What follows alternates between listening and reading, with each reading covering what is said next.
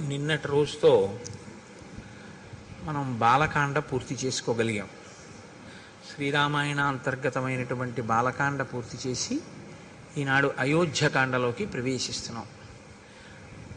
వాల్మీకి మహర్షి ఆ కాండలకి ఆ పేర్లు ఉంచడం వెనక శ్రీరామాయణానికి సంబంధించినటువంటి కథా విశేషాన్ని వివరణ చేస్తున్నటువంటి పరిస్థితిని బట్టి ఆ కాండలకు ఆ పేర్లు ఉంచారు. అయోధ్యకాండ అంటే ప్రధానంగా అయోధ్యానగరంలో జరిగినటువంటి ఇతివృత్తం. అదేమిటి? శ్రీరామాయణం రామచంద్ర ప్రభు అయోధ్యలోనేగా ఉండాలి. మిథిలా నగరంలో సీతారాములకి వివాహం అయితే వాళ్ళ తర్వాత ఎక్కడ ఉండాలని మనం కోరుకోవాలి? అయోధ్యలోనే ఉండాలి. ఆయన అయోధ్యనే పరిపాలించాలి. ఆయన అయోధ్యనే పరిపాలిస్తే ఇంకా ఆయన నరుడిగా రావడం అనవసరం. ఎందుకని అంటే ఆయన వచ్చిన అవతార ప్రయోజనాలు రెండు: ఒకటి రావణ వధ, రెండు మనుష్యుని యొక్క గొప్పతనాన్ని నిరూపించడం. ఇందులో మనుష్యుని యొక్క గొప్పతనాన్ని నిరూపించడంలో కొంత భాగం జరిగింది ఇప్పటికీ. మిగిలినటువంటిది రావణ సంహారం తర్వాత మళ్ళీ జరగాలి. ఎందుకంటే ఆయన మళ్ళీ రాజారాముడు కావాలి. కాబట్టి అయోధ్యలోనే ఆయన ఉండడు అన్నది సుస్పష్టం. అయోధ్యని విడిచిపెట్టవలసి ఉంటుంది కొంతకాలం. కాబట్టి ఇప్పుడు అయోధ్యని విడిచిపెట్టవలసి ఉంటుంది. కాబట్టి అయోధ్యని విడిచిపెట్టడానికి కావలసిన కారణం ఒకటి అయోధ్యకాండలోనే పుడుతుంది. కాబట్టి ఇప్పుడు అయోధ్యకాండ అని ఆయన పేరు పెట్టడంలో ఉన్నటువంటి రహస్యం అది. కేవలం అయోధ్యలో జరిగిన వృత్తాంతముతో ఉన్నది అయితే రామచంద్రమూర్తి రావణవధానంతరం తిరిగి వచ్చిన తర్వాత కూడా అయోధ్యకాండే అనాలి. కానీ అలా అనలేదు. రామాయణంలో బాలకాండ తర్వాత అయోధ్యకాండ అనడం వెనక ఉన్న రహస్యం ఏమిటంటే సీతారాముల వివాహం అవడం అనేటటువంటిది శ్రీరాముడిగా రామచంద్రమూర్తిని లోకానికి పనికొచ్చేటటువంటి వ్యక్తిగా విశ్వామిత్రుడు అందించి తాను ఉత్తర దిక్కుకు వెళ్ళిపోయాడు. బాలకాండ అన్న పేరంటారా? బాలకాండ అనడానికి కారణం రాముని బాల్యాన్ని వర్ణించింది అని కాదు. ప్రధానంగా బాలుడు అంటే అందుకే గణపతిని ఎప్పుడూ కూడా బాలుడిగా చెప్తారు తప్ప గణపతికి, సుబ్రహ్మణ్యుడికి, వీళ్ళకి యవ్వనంలో ఉన్నవాళ్ళు, వృద్ధాప్యంలో ఉన్న వాళ్ళ కింద చెప్పరు. అసలు ఎప్పుడు బాలుడి కిందే చెప్తారు. బాలుడి కింద ఎందుకు చెప్తారో తెలుసా అండి? బాలుడి కింద చెప్పడానికి ఒక లక్షణం చెప్తారు పెద్దలు. ఇప్పుడు కోపం వస్తుంది పిల్లాడికి, ఏదో నాన్నగారు కాజా ఇవ్వలేదు, కోపం వస్తుంది. ఆ కోపం ఎంతసేపు ఉంటుంది అంటే మనం చెప్పలేము. 2 నిమిషాలు 3 నిమిషాలు ఉంటుంది, పోతుంది. పోయి మళ్ళీ నాన్నగారండి నాన్నగారండి అని వాడే వచ్చేస్తాడు. ఇందాక కోపపడ్డావు కదరా అంటే అసలు ఆ కోపపు ఛాయి కూడా వాడి మనసులో ఉండదు. వాడు నవ్వుతాడు అంతే. వాడికి ఏం జ్ఞాపకం కూడా ఉండదు. నిన్న నాన్నగారు కాజా తేలేదు, నేను నాన్నగారి మీద కోపం పెట్టుకున్నానన్న విషయం కూడా వాడి స్మృతిలో ఉండదు. అంతగా బాలురు ఎలా ప్రవర్తిస్తారో అలా మనం చేసేటటువంటి తప్పిదములను మన్నించి మన కార్యములకు విఘ్నములను తీసేస్తారు. కాబట్టి విఘ్నేశ్వరుడు బాలుడు, విశ్వామిత్రుడు బాలుడు. విశ్వామిత్రుడు బాలుడు అంటే అంత స్వచ్ఛమైనటువంటి హృదయము కలిగినటువంటి వాడు, బ్రహ్మర్షిత్వమును పొందినవాడు. బ్రహ్మర్షిత్వమును పొందినటువంటి విశ్వామిత్రుడు రామచంద్రమూర్తిని బాలకాండలో ఉత్తరోత్తరాలోకానికి పనికొచ్చేటటువంటి లోకాభిరాముడుగా ఎలా తయారు చేశాడో చెప్పిన కాండ విశ్వామిత్రుడి యొక్క జీవితాన్ని వర్ణన చేసిన కాండ. కాబట్టి దానికి బాలకాండ అని పేరు. ఇప్పుడు మనం అయోధ్యకాండలోకి ప్రవేశిస్తున్నాం. అయోధ్యకాండ తిక్కన గారి మాటల్లో చెప్పాలంటే ఊర్జిత కథోపేతంబు అంటారు. తిక్కన గారు మహాభారతంలో విరాట పర్వాన్ని ఆంధ్రీకరిస్తూ దాన్ని ఊర్జిత కథోపేతంబు అన్నారు. ఊర్జిత కథోపేతము అంటే ఏమిటో తెలుసా అండి? మంచి బిగితో కూడి ఉంటుందన్నమాట. అంటే నేను తేలిగ్గా మీకు అర్థమయ్యేటో మాట అనాలంటే సస్పెన్స్ అంటే బాగా తెలిసిపోతుంది. ఊర్జితము అంటే ఏం జరుగుతుంది ఏం జరుగుతుంది అని ఉత్కంఠ. అన్నీ బాగున్నట్టుంటాయి కానీ ఎక్కడో ఏదో జరిగిపోతోందని అనుమానం. ఇది ఎటువైపు నుంచి వస్తుంది అన్నది తెలియదు. సాఫీగా నడిచిపోతున్నటువంటి కథ ముడిపడడం మొదలవుతుంది. ముడిపడి ఇది ఎలా ఎక్కడ తేలుతుంది ఎలా తేలుతుంది అని శ్రోతయందు ఒక ఉత్కంఠని సృష్టిస్తుంది.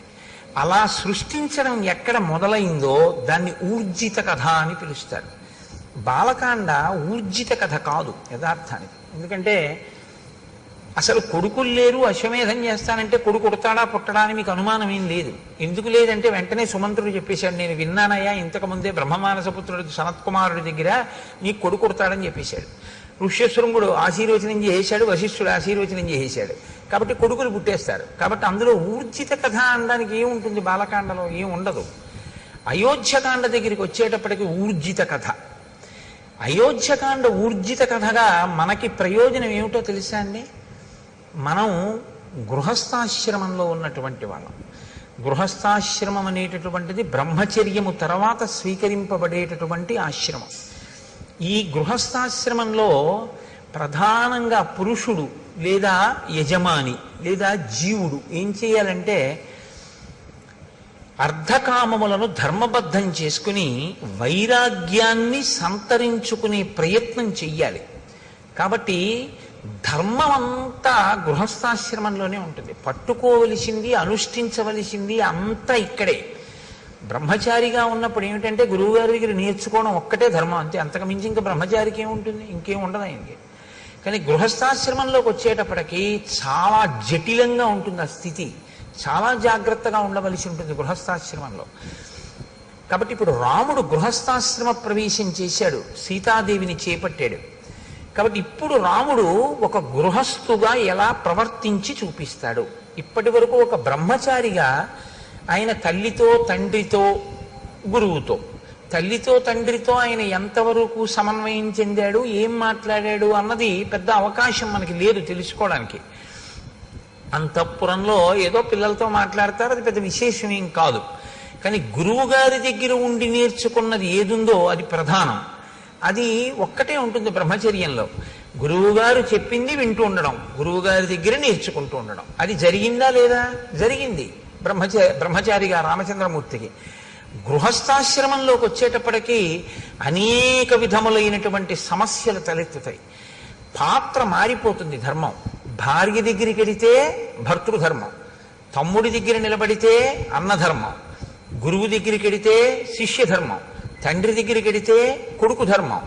ఏ ధర్మానికి ఆ ధర్మాన్ని నిలబెట్టుకుంటూ అన్నిటికన్నా సమున్నతమైనటువంటి ధర్మం ఏదుందో, అంటే వేద ప్రోక్తమైనటువంటి ధర్మం ఏదుందో ఆ ధర్మంతో మిగిలినటువంటివి సమన్వయం చేసుకుంటూ వెడుతూ ఉండాలి. ఇది చాలా సంక్లిష్టమైనటువంటి వ్యవస్థ. ఇందులో మనకి పెద్దలు ఏం చెప్తారంటే, ఈ ధర్మం అనేది మీరు ఎక్కడ తెలుసుకోవాలి అంటే ఒక్క వేదంలోంచే తెలుసుకోవాలి. ఎందుకంటే ధర్మం చెప్పడానికి అధికారం ఇంకెవరికి లేదు. నేను ధర్మం చెప్తానండి అంటే నాకేం అధికారం లేదు ధర్మం చెప్పడానికి. నీ చెప్పింది ధర్మం అవదు, వేదం చెప్పింది ధర్మం అవుతుంది. వేదం చెప్పింది ధర్మం అయితే వేదం చదివి తెలుసుకోగలిగినటువంటి ప్రజ్ఞ ఇవాళ ఎంతమందికి ఉంటుంది? వేదంలో ధర్మం ఇలా ఉంది అని మనం ఎలా చెప్పగలం? చెప్పలేం. కాబట్టి ఋషులు ఏం చేశారంటే స్మృతులు కింద తీసుకొచ్చారు. గౌతముడు ఒక స్మృతి రచన చేశాడు, దాన్ని గౌతమ స్మృతి అంటారు. యాజ్ఞవల్కుడు ఒక స్మృతి చేశాడు, యాజ్ఞవల్క స్మృతి, అత్రి స్మృతి. ఇలా స్మృతులు వచ్చాయి. స్మృతులు ఏం చేస్తాయంటే వేదంలో ఉన్నటువంటి ధర్మసూత్రములను క్రోడీకరించి వాటిని అందంగా ఒక పొందికతో తీసుకొస్తారు. దానికి స్మృతి అని పేరు. శృతి స్మృతి రెండు విరుద్ధంగా ఉండవు. శృతిని స్మృతి అనుసరిస్తుంది. శృతిని స్మృతి ఎక్కడైనా తిరస్కరిస్తే దాన్ని మనం పాటించవలసిన అవసరం ఉండదు, ఎందుకంటే అది ధర్మ విరుద్ధం అవుతుంది. అసలు ధర్మ విరుద్ధమైన విషయాన్ని ఋషి ప్రతిపాదించడు. కాబట్టి శృతికి స్మృతికి మధ్యలో ఏదైనా భేదం ఉందా అంటే అది ఉన్నట్టు నీకు కనపడుతోందేమో, కానీ పెద్దల దగ్గర ఆశ్రయించి నువ్వు తెలుసుకుంటే ఆ భేదం ఉండే అవకాశం పెద్దగా ఏమి ఉండదు. ఋషి ఎప్పుడూ మన ప్రయోజనం కొరకే మాట్లాడతారు. కాబట్టే రఘువంశ కావ్యంలో కాళిదాసు గారు ఓ మాట అంటాడు, వేదాన్ని స్మృతి ఎలా అనుసరించిందో అలా నందినీధేనువుని దిలీప మహారాజు అనుసరించాడు అన్నాడు. శృతేరివార్థం స్మృతి రన్వగచ్చత్ అన్నాడు. శృతి యొక్క అర్థం వేదం ఏం చెప్పిందో దాన్ని స్మృతి అనుసరించినట్లు దిలీపుడు ఆ గోవుని నందినీధేనువుని అనుసరించాడు అన్నాడు. కాబట్టి ఇప్పుడు ధర్మాన్ని పాటించాలి, స్మృతులన్నా తెలిసి ఉండాలి, వేదమన్నా తెలిసి ఉండాలి. నాకు వేదము తెలియదు, స్మృతులు తెలియదు, మరి ఏం తెలుసుకుంటే ధర్మం తెలుస్తుంది?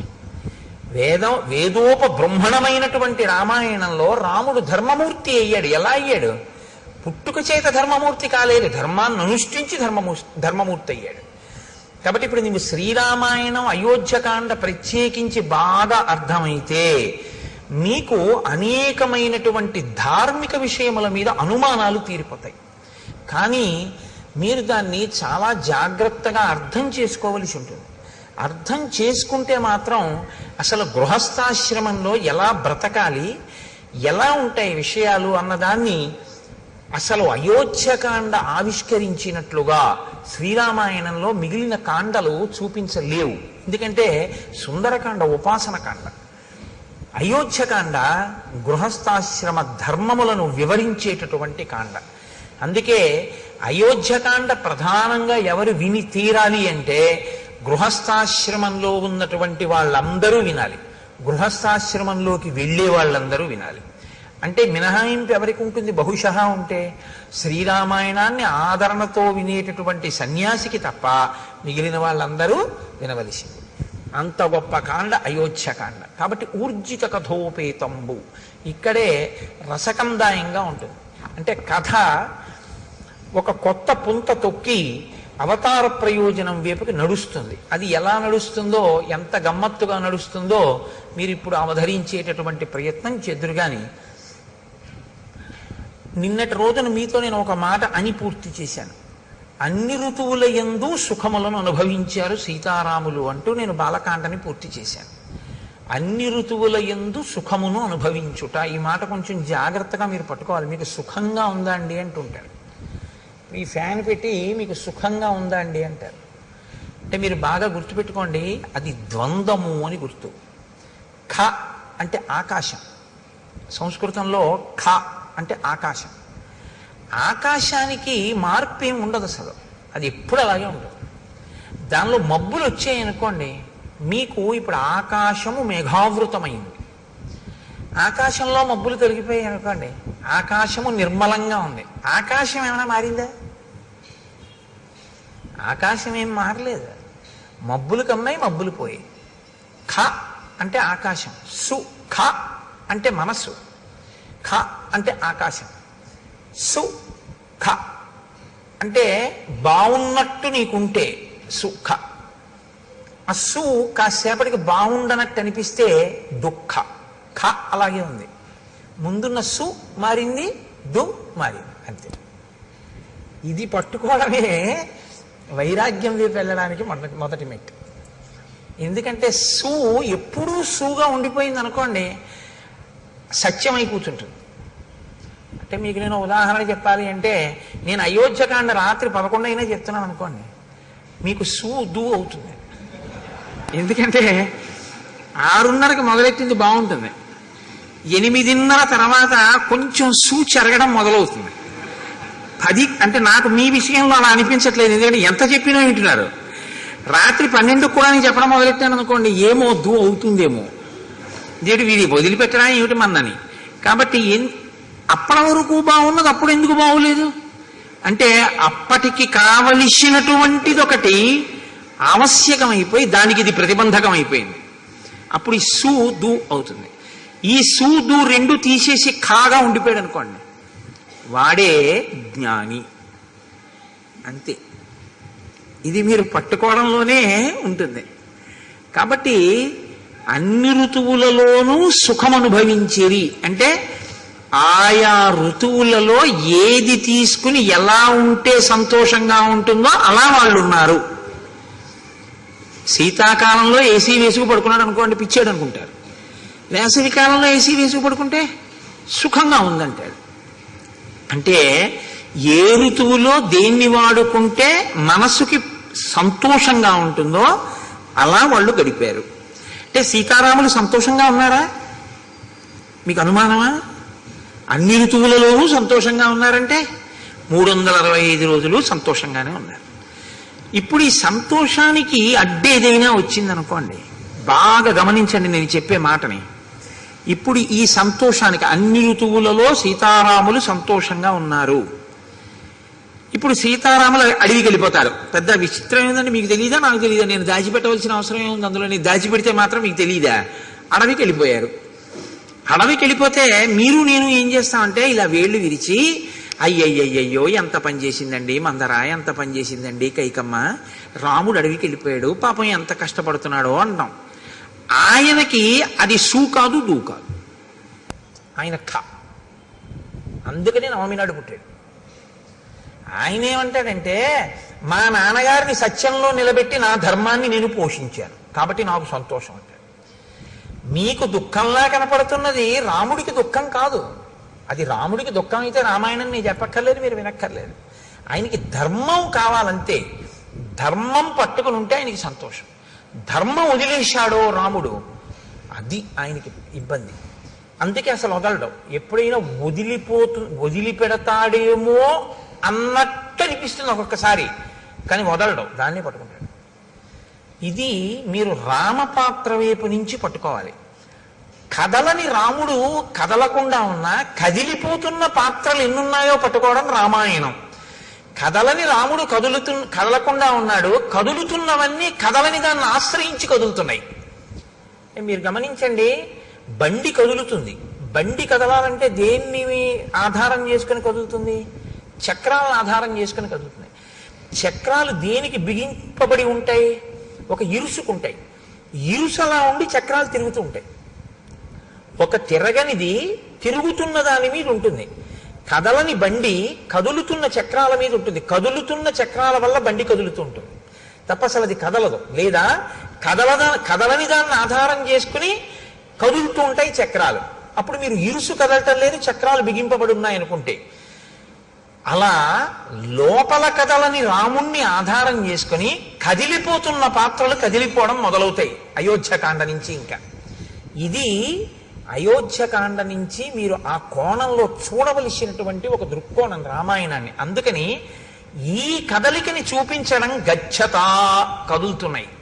ఇక నుంచి నువ్వు జాగ్రత్తగా కదులుతున్నాయంటే కదలనిదేది, కదులుతున్నదేది, ఇది చూడటం నేర్చుకో. ఇది వాల్మీకి హృదయం. గచ్చత అని మొదలెట్టారు ఆయన. గచ్చత అంటే వెళ్ళిపోయెను, వెడలిపోయెను అన్న మాటతో మొదలు పెట్టారంటే ఇది కదలిక. వెళ్ళడం అంటే కదలిక కదండి.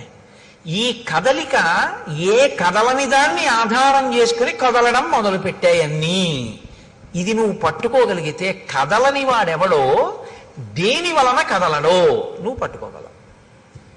ఇది అయోధ్యకాండలో మీరు చాలా జాగ్రత్తగా పరిశీలించాలి. అలా కదలకపోవడానికి కారణం ఏమిటంటే ఆయన పట్టుకున్న ధర్మం రాముడిది. ఇప్పుడు గచ్చతామాతులకులం భరతేన తదానఘ శత్రుఘ్నో నిత్యశత్రుఘ్నో నీత ప్రీతి పురస్కృత. గచ్చతా మాతుల కులం. మాతుల కులం అంటే మేనమామ గారి ఇల్లు. భరతుని యొక్క మేనమామ యుధాజిత్, కేకయరాజు యొక్క కుమారుడు. యుధాజిత్ పెళ్లికే వచ్చాడు. జనక మహారాజు గారి యొక్క నగరానికి, మిథిలా నగరానికి వచ్చాడు. వచ్చి పెళ్ళి అయిపోగానే భరతుణ్ణి శత్రుఘ్నుణ్ణి నేను తీసుకెళ్తానని అడిగాడు. లేదా భరతుడు భరతుణ్ణి అడుగుతాడు కదండి, శత్రుఘ్నుణ్ణి అడగాడు. ఎందుకంటే భరతుడు కదా మేనల్లుడు. కాబట్టి భరతుణ్ణి అడుగుతాడు, ఒరే నిన్ను తీసుకెళ్దామని వచ్చాను రా, నీ పెళ్ళి అన్నారు అక్కడికి వచ్చాను, పెళ్ళి అయిపోయింది కదా, ఏదో నిన్ను తీసుకెళ్లి సరదాగా నీతో గడపాలనుంది నాకు కొన్నాళ్ళు, అందుకు వచ్చాను, కాబట్టి నిన్ను తీసుకెళ్దాం అనుకుంటున్నాను అంటే భరతుడు తప్పకుండా వస్తాను మామయ్య అంటే కదా దశరథుడిని అడగడం వెళ్తానని. మీరు బాగా ఆలోచించండి. ముందు అసలు భరతుడు ఒప్పుకుంటే కదండి దశరథ మహారాజు గారిని అడగడం. దశరథ మహారాజు గారు భరతుడిని పిలిచి నువ్వు మీ మేనమామ ఇంటికి వెళ్ళిపోని అనరు. ఎందుకనరు? ఒక్కటే కారణం, కొత్తగా పెళ్ళయింది. తన భార్యతో కలిసి వచ్చాడు అయోధ్యకి, మాండవితోటి. శత్రుఘ్నుడు శృతకీర్తితో వచ్చాడు. పిలిచి ఒరే మీ ఇద్దరు మేనమామ ఇంటికి వెళ్ళండి రా అని ఎందుకంటాడు ఆయన మధ్యలో? అనడు. కాబట్టి ఇప్పుడు యుధాజిత్తు భరతుడిని అడిగాడు, భరతుడు దశరథుడిని అడిగాడు, దశరథుడు వెళ్ళన్నాడు. ఇది ఊర్జిత కథోపేతంబు. అలా అంటాడా ఏ తండ్రి అయినా? ఇప్పుడేమిట్రా మేనమామ ఇంటికి, మొన్ననే కదా పెళ్ళయింది, కొత్తగా నలుగురు వచ్చారు, కోడళ్ళు, ఏదో సంతోషంగా ఉన్నాం కదా, ఇప్పుడు నువ్వు వెళ్ళిపోతానంటే ఏమిటి? పైగా మీరు ఆలోచించండి, భరతుణ్ణి దశరథుడు పంపించేశాడు అనుకోండి. బాగా ఆలోచించండి మీరు. భరతుణ్ణి సరే వెళ్ళు మేనమామ ఇంటికి అన్నాడు. రాముడు సీతమ్మతో, లక్ష్మణుడు సుమిత్రతో, శత్రుఘ్నుడు శృతకీర్తితో అక్కడే ఉంటారు. కొడుకు కోడలు కూడా లేకుండా ఉండిపోయింది ఎవరై ఉంటారు? కైకమ్మ అయి ఉంటుంది. కైకమ్మ అంటే దశరథ మహారాజు గారికి మహా ఇష్టం, ముగ్గురు భార్యల్లో ప్రియపత్ని ఆయనకి.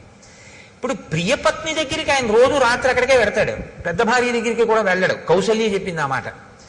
కైకమ్మ దగ్గరికి వెడితే కైకమ్మ ఏముంటుంది, ఏమండే వాడినేమో మీరు పంపించేశారు, ఇల్లు చిన్నపోయింది, కొడుకు లేడు కోళ్ళు లేదు, వాళ్ళిద్దరూ సంతోషంగా ఉన్నారు, నేను చూడండి ఎలా ఉన్నానో అంటుందా? అందా? కాబట్టి కైకమ్మను అడగకుండా సరే నువ్వు వెళ్ళిపో అంటాడా? అన్నాడు. భరతుడు ఏం చేశాడు? సరే మామయ్య నీతో వచ్చేస్తానని తను వెళ్ళిపోయాడు. వెళ్ళిపోతూ ఏం చేశాడు? శత్రుఘ్నుని తీసుకెళ్ళిపోయాడు. అసలు మొదటి శ్లోకంలో ఉందండి పట్టంతా అయోధ్యకాండలో. గచ్చతా మాతుల కులం భరతేన తదానగ శత్రుఘ్నో నిత్యశత్రుఘ్నో నీత ప్రీతి పురస్కృత. తీసుకెళ్లేటప్పుడు ఎలా తీసుకెళ్లాడు? శత్రుఘ్నుణ్ణి అత్యంత ప్రీతితో తీసుకెళ్లాడు. అత్యంత ప్రీతితో తీసుకెళ్ళడం దోషం కాదు, కానీ శ్రీరామాయణాన్ని మీరు జాగ్రత్తగా పరిశీలనం చేస్తే మాండవి శృతకీర్తి కూడా భరత శత్రుఘ్నులతో యుధాజిత్ ఇంటికి వెళ్ళినట్టు కనపడదు. భరతుడు తన మేనమామ ఇంటికి వెళ్తున్నాడు, శత్రుఘ్నుడికి యుధాజిత్తు మేనమామ కాడు. కానప్పుడు శత్రుఘ్నుడిని భరతుడు ఎలా పిలిచాడు? రమ్మని పిలిచాడు. పో. శత్రుఘ్నుడు ఎలా వెళ్ళిపోయాడు? వెళ్ళిపోయిన వాడు ఇప్పుడు రమ్మన్నాడు, ఏమిటి రమ్మని బాగుంటుందా అని ఏమాత్రం అనుకోకుండా ప్రీతితో వెళ్ళిపోయాడు, ప్రీతితో తీసుకెళ్ళిపోయాడు. అంటే భరత శత్రుఘ్నుల మధ్య ఉన్న అన్యోన్యత ఎంత గొప్పదంటే, భరతుడు ఎక్కడుంటే శత్రుఘ్నుడు అక్కడ ఉంటాడు. కథని కథగా వినండి అంతే మీరు. నేను అదే మీకు మనవి చేసింది, శ్రీరామాయణాన్ని మీరేం పెద్ద చిలవల పలవలు చెయ్యక్కర్లేదు, కథని కథగా వినండి, అది అమృత ఫలం అంతే. ఎందుకంటే అది జరిగిన కథ, వాల్మీకి మహర్షి ఆచమనం చేసి దర్శనం చేసి రాశారు. మళ్ళీ మీరెందుకు దానికి కొత్త వన్నెలద్దడం ఏం అక్కర్లేదు, ఉన్నవి వినండి చాలు. ఉన్నది వింటే మీకు అమృతం లభిస్తుంది. అవతార ప్రయోజనం నెరవేరడానికి కథ ఎలా బిగుస్తోందో చూడండి. ఇప్పుడు వీళ్ళిద్దరి మధ్య సఖ్యత ఉంది. మిగిలిపోయిన వాళ్ళిద్దరు ఎవరు? రామలక్ష్మణులు మిగిలిపోయారు. వాళ్ళిద్దరు ఎక్కడున్నారు? అయోధ్యలో ఉన్నారు. వాళ్ళిద్దరి భార్యలు ఎక్కడున్నారు? అయోధ్యలో ఉన్నారు. భరత శత్రుఘ్నుల భార్యలు ఎక్కడున్నారు? అయోధ్యలోనే ఉన్నారు.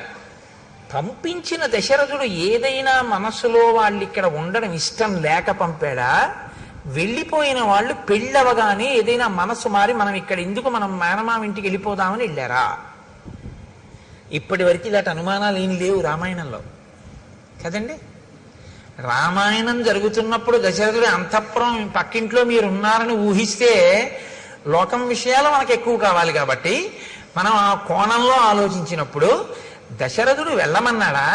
పెళ్ళవగానే ఏమైనా మార్పు వచ్చి ఎవరి గొడవ వాళ్ళు చూసుకుంటూ ఏమైనా భరత శత్రుఘ్నులు ఇద్దరు వేరే వెళ్ళారా? మళ్ళీ ఇందులో కొత్త గొడవ ఏమిటంటే, భరత శత్రుఘ్నులు అన్నదమ్ములు గారు, ఒక తల్లి బిడ్డలు కారు, నలుగురు ఒక తండ్రి బిడ్డలు, కానీ నలుగురు ముగ్గురు తల్లుల బిడ్డలు.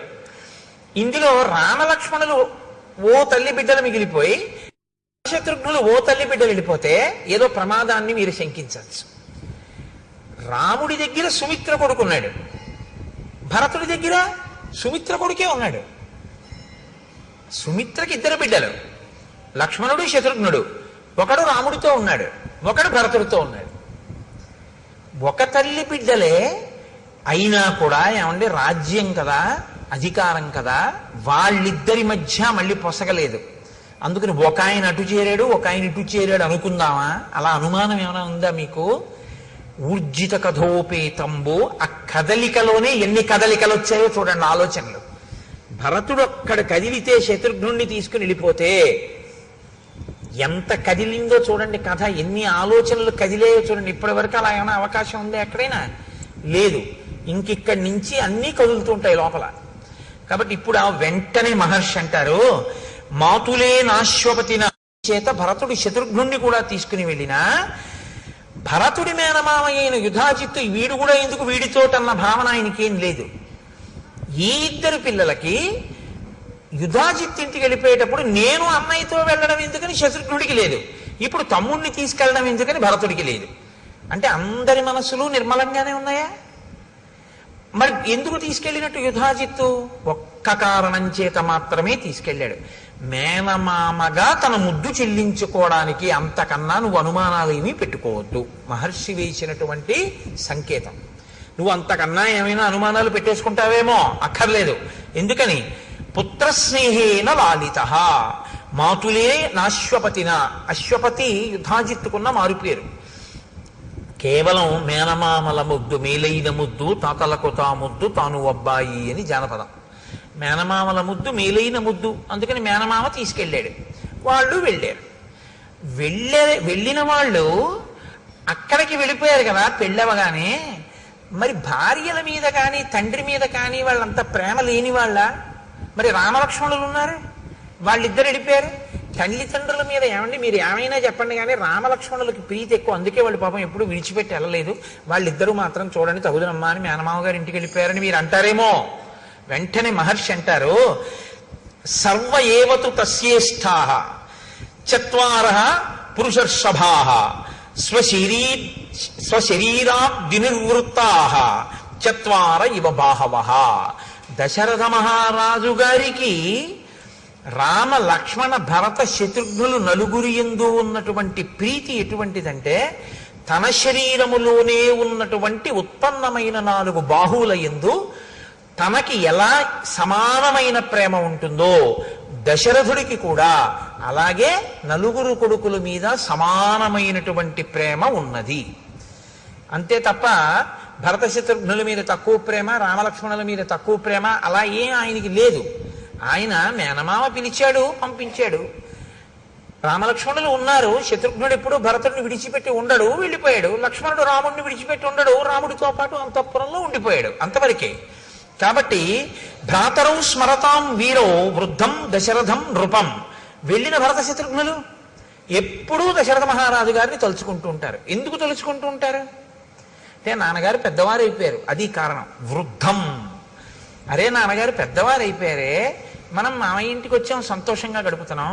కానీ పెద్ద ఆయన పాపం నాన్నగారి దగ్గర మనం ఉంటే నాన్నగారు సంతోషించి ఉండేవారు, నాన్నగారికి మనం శుశ్రూష చేసి ఉండేవాళ్ళం, ఇక్కడికి వచ్చాం, పెద్దవారు నాన్నగారు ఎలా ఉన్నారో అని వాళ్ళు నాన్నగారిని తలుచుకుంటూ ఉంటారు తప్ప వాళ్ళకి ఇంకా ఏ విధమైనటువంటి అన్యమైన ఆలోచన వాళ్ళకి లేదు. దశరథుడికి ఉన్నట్టు కనపడదు, యుధాజిత్తుకి లేదు, రామలక్ష్మణులకి లేదు, కానీ కదిలారు. కదలిక మాత్రం సంభవించింది. తేషామపి మహాతేజ రామో రతికర పితు స్వయం భూరివ భూతానాం బభూవ గుణవత్తరః. ఈ అంతఃపురంలో రామలక్ష్మణులు ఉన్నప్పుడు దశరథ మహారాజు గారు పరిపూర్ణమైనటువంటి తృప్తినే పొందుతున్నాడు. ఎందుకు పొందుతున్నాడు అంటే, నలుగురు కొడుకులైనా అందులో పెద్దవాడైనటువంటి రామచంద్రమూర్తి యొక్క గుణముల శోభ అటువంటిది. మహాతేజ, గొప్ప తేజోవంతుడు. రామో రతికర పితు, తండ్రికి సర్వకాలముల యందు తృప్తిని కలిగించేటటువంటి మనస్తత్వం ఉన్నవాడు. స్వయంభూరివ భూతానాం బభూవ గుణవత్తరః. ఆయన పరాక్రమశాలి, పైగా అందరి చేత కూడా అన్ని భూతములకు కూడా ప్రీతిపాత్రుడు. అటువంటి రాముడు అంతఃపురంలో ఉన్నాడు. సహి రూపోపపన్నశ్చ వీర్యవాననసూయకః భూమా వనుపమ సూనుః గుణైర్దశరథోపమః. ఆయన గొప్ప రూపవంతుడు రామచంద్రమూర్తి, వీర్యవంతుడు అన్న మాటని మీరు కొంచెం జాగ్రత్తగా అర్థం చేసుకోవాల్సి ఉంటుంది. వీర్యవాన్ అని సంస్కృతంలో ఎందుకంటారంటే, వీర్యవాన్ అంటే అర్థం ఏమిటంటే, శత్రువులతో యుద్ధం చేసేటప్పుడు తాను లోపల ఏ విధంగానూ నీరసపడకుండా, అంటే 1000 మంది వచ్చి మీద పడ్డారనుకోండి, కొట్టేస్తే మళ్ళీ 1000 మంది వచ్చారనుకోండి, ఇలా ఎంతసేపు యుద్ధం చేయని, ఇలా వచ్చి మీద పడుతూనే ఉన్నారని లోపల తాను కుందకుండా ఎంతో ప్రీతితో రెట్టించిన ఉత్సాహంతో లోపల తనని తాను నిలబెట్టుకుంటూ ఎదుటివాడితో పోరాటం చెయ్యగలిగినటువంటి వీరుణ్ణి వీర్యవాన్ అని పిలుస్తారు. కాబట్టి అటువంటి వీర్యవంతుడైన, అనసూయక, ఇతరుల మీద అసూయతో ఉండేటటువంటి లక్షణం ఉన్నటువంటి వాడు కాడు.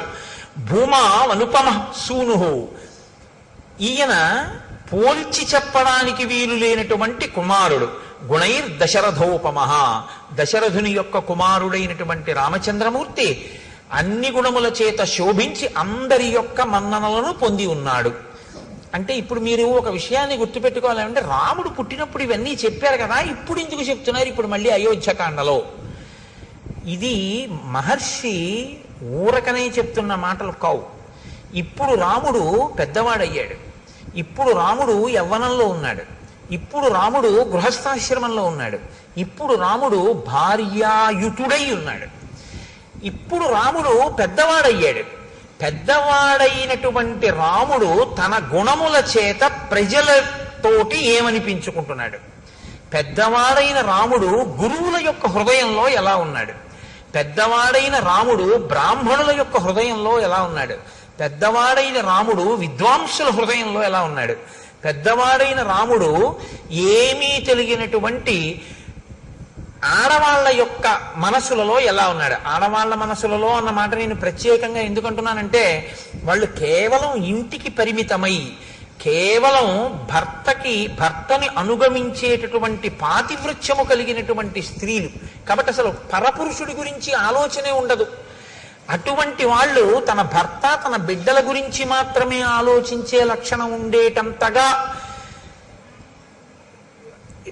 శుద్ధమైన మనస్సుతో ఉండేటటువంటి తరుణ వయస్సులో ఉన్న స్త్రీలు, అంటే యవ్వనంలో ఉన్నవారు వృద్ధులైన వారు కూడా రాముడి గురించి ఏమనుకుంటుంటారు. ఇది రాముడు యవ్వనంలోకి వచ్చే లోపల గెలుచుకున్న మనసుల యొక్క స్థితి. ఎంతమందితో ఆయన సమన్వయమయ్యాడో, ఎంతమంది మనసు చూరగొన్నాడో, ఎంతమంది మనసు చూరగొనలేకపోయాడో మీరు చూడాలి. ఎందుకంటే మీరు ఒకటి చూడండి, లోకంలో ఏ ఒక్కడూ అందరి మనసు చూరగొనడం అనేటటువంటిది సంభవం అయ్యే విషయం ఎప్పుడూ కాదు, ఎప్పుడూ కాదు, రాముడికి కూడా కాదు. మీరు చాలా జాగ్రత్తగా చెప్పాలి ఆ మాట. ఎందుకో తెలుసా? మహర్షి ఈ సర్గలో ఏం చెప్తారంటే, రాముణ్ణి మెచ్చుకోని వాడు లేడు అని చెప్తారు. కొన్ని సర్గలు దాటగానే ఎవ్వరికీ కనపడనన్ని అవగుణములు మందరికి కనపడ్డాయి. అంటే ఉన్నదా లేదా ఒక్కతైనా? ఆ తర్వాత ఆయన వల్ల భయపడవలసిన స్థితిగా కైకమ్మకి కనపడింది. ఒకరిద్దరయ్యారా లేదా? కాబట్టి మీ ప్రయత్నంతో మీరు గెలుచుకోవడం సాధ్యం కాదు. మీ మంచితనాన్ని అర్థం చేసుకోగలిగిన స్థితి కూడా లోకానికి ఉండాలి. అప్పుడు మీరు అందరితో మంచివారు అనిపించుకుంటారు. కానీ నేను ఏ తప్పు చేశానని నన్ను చెడ్డవాడన్నాడండి అని మీరు బాధపడకూడదు. ఎందుకంటే అది వాళ్ళ సంస్కారం, అంతే. మీరేం చేస్తారు దానికి? రాముడు అంత జాగ్రత్త తీసుకున్నాడు. ఊరుకున్నాడా రజకుడు?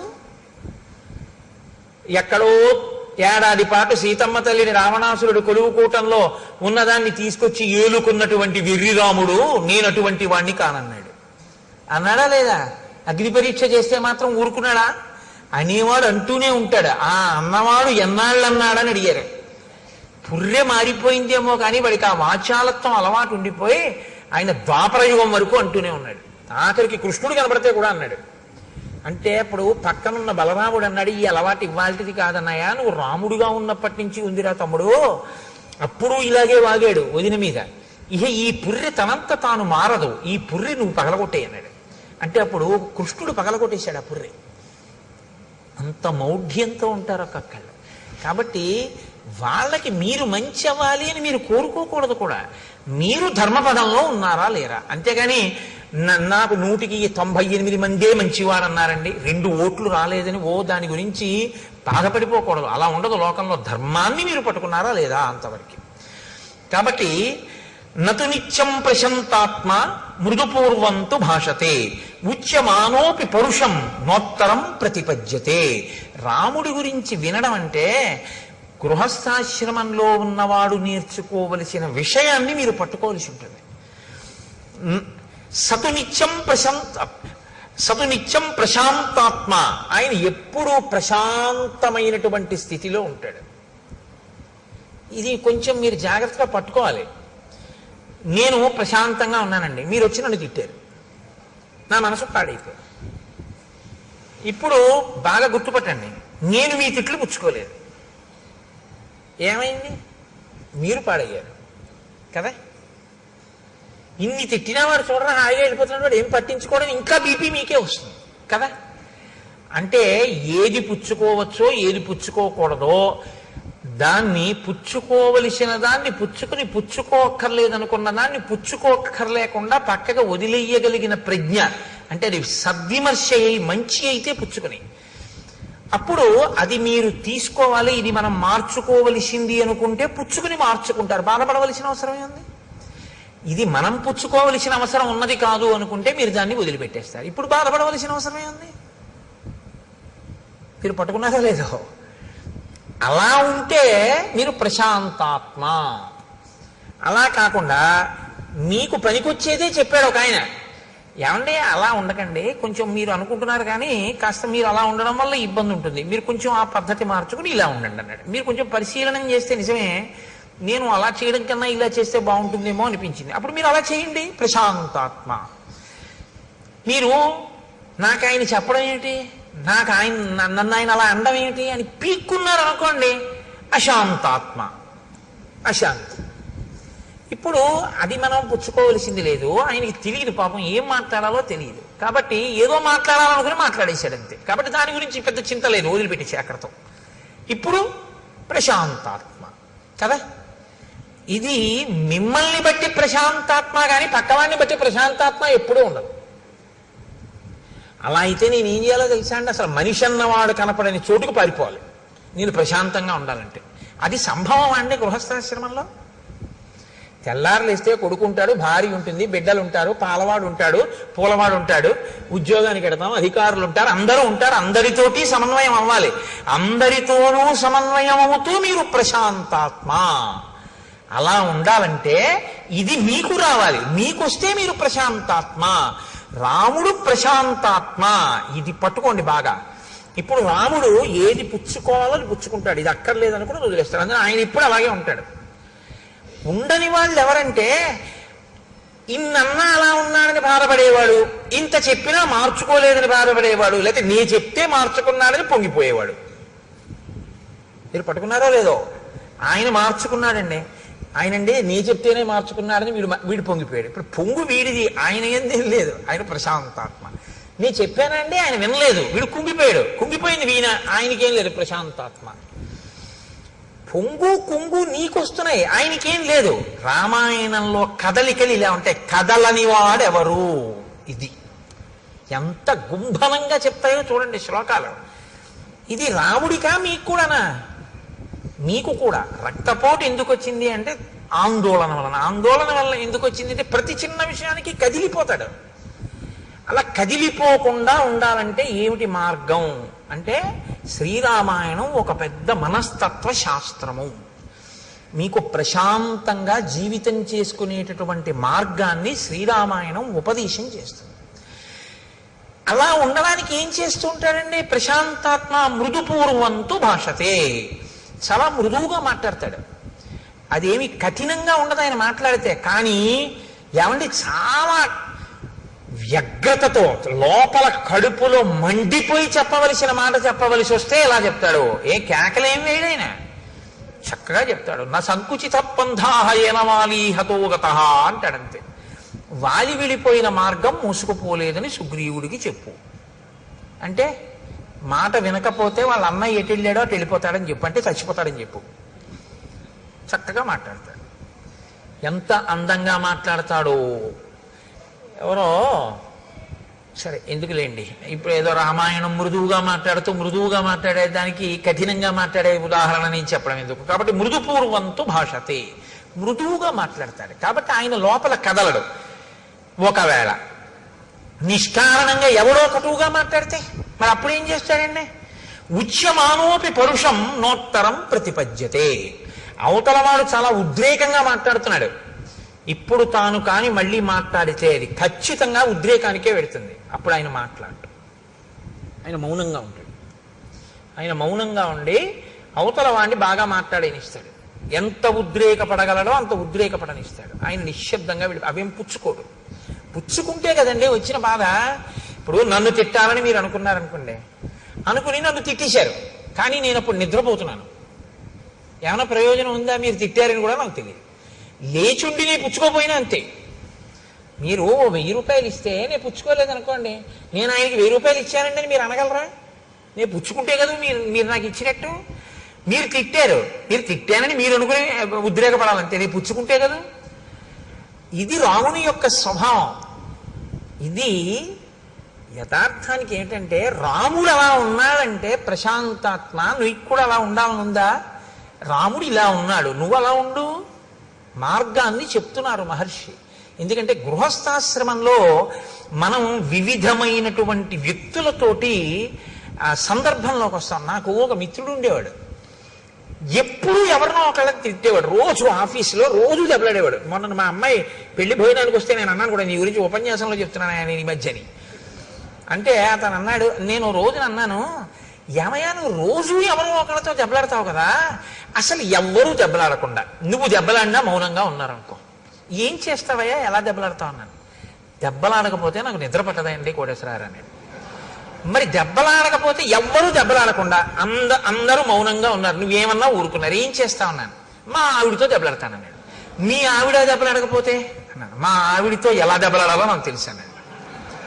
నేను తెల్లబోయాను, ఎలా దెబ్బలాడతావు అన్నాను. ఆవిడని ఎలా దెబ్బలాడగలవు నువ్వు ఆవిడితో అన్నాను. ఏముంది, ఇంటికి వెళ్ళి అడుగుతాను, ఉత్తరాలు ఏమైనా వచ్చాయా అని అడుగుతాను. వచ్చాయి అందనుకోండి. కన్యాదానం ఎందుకు చేశాడు మీ నాన్న? కన్యాదానం చేసి నాతో పంపడం ఎందుకు, రోజుకో ఉత్తరం రాయడం ఎందుకు, నీకేమో పుట్టింటి మీద వ్యామోహం కల్పించడం ఎందుకు, నిమిషానికోసారి నువ్వు పుట్టింటికి ఎడతాను అనిపించేటట్టుగా చేయడం ఎందుకు, ఎందుకు కాపాడి దానికి ఆ పుట్టింట్లోనే ఉంచుకోపోయాడా, ఎందుకు ఇచ్చినట్టు పిల్లలని చెప్పి అయిన దానికి కాని దానికి చెలరైపోతాను అలా మెట్ల మీద. ఆవిడ కోపం వచ్చేదో అంటుంది. నేనన్నాను, మరి ఉత్తరం రాయిపోతే అన్నాను. కన్యాదానం చేసేసాడుగా, ఇంకా ఏమైపోతాయి ఆయనకి ఎందుకు, ఓ క్షేమంగా ఉన్నావా ఏమిటని కూడా ఉత్తరం రాయగా.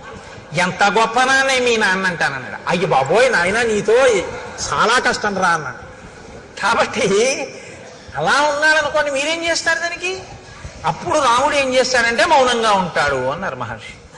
నోత్తరం ప్రతిపద్యతే, ఏమీ మాట్లాడ్డు, నిశ్శబ్దంగా ఉంటాడు.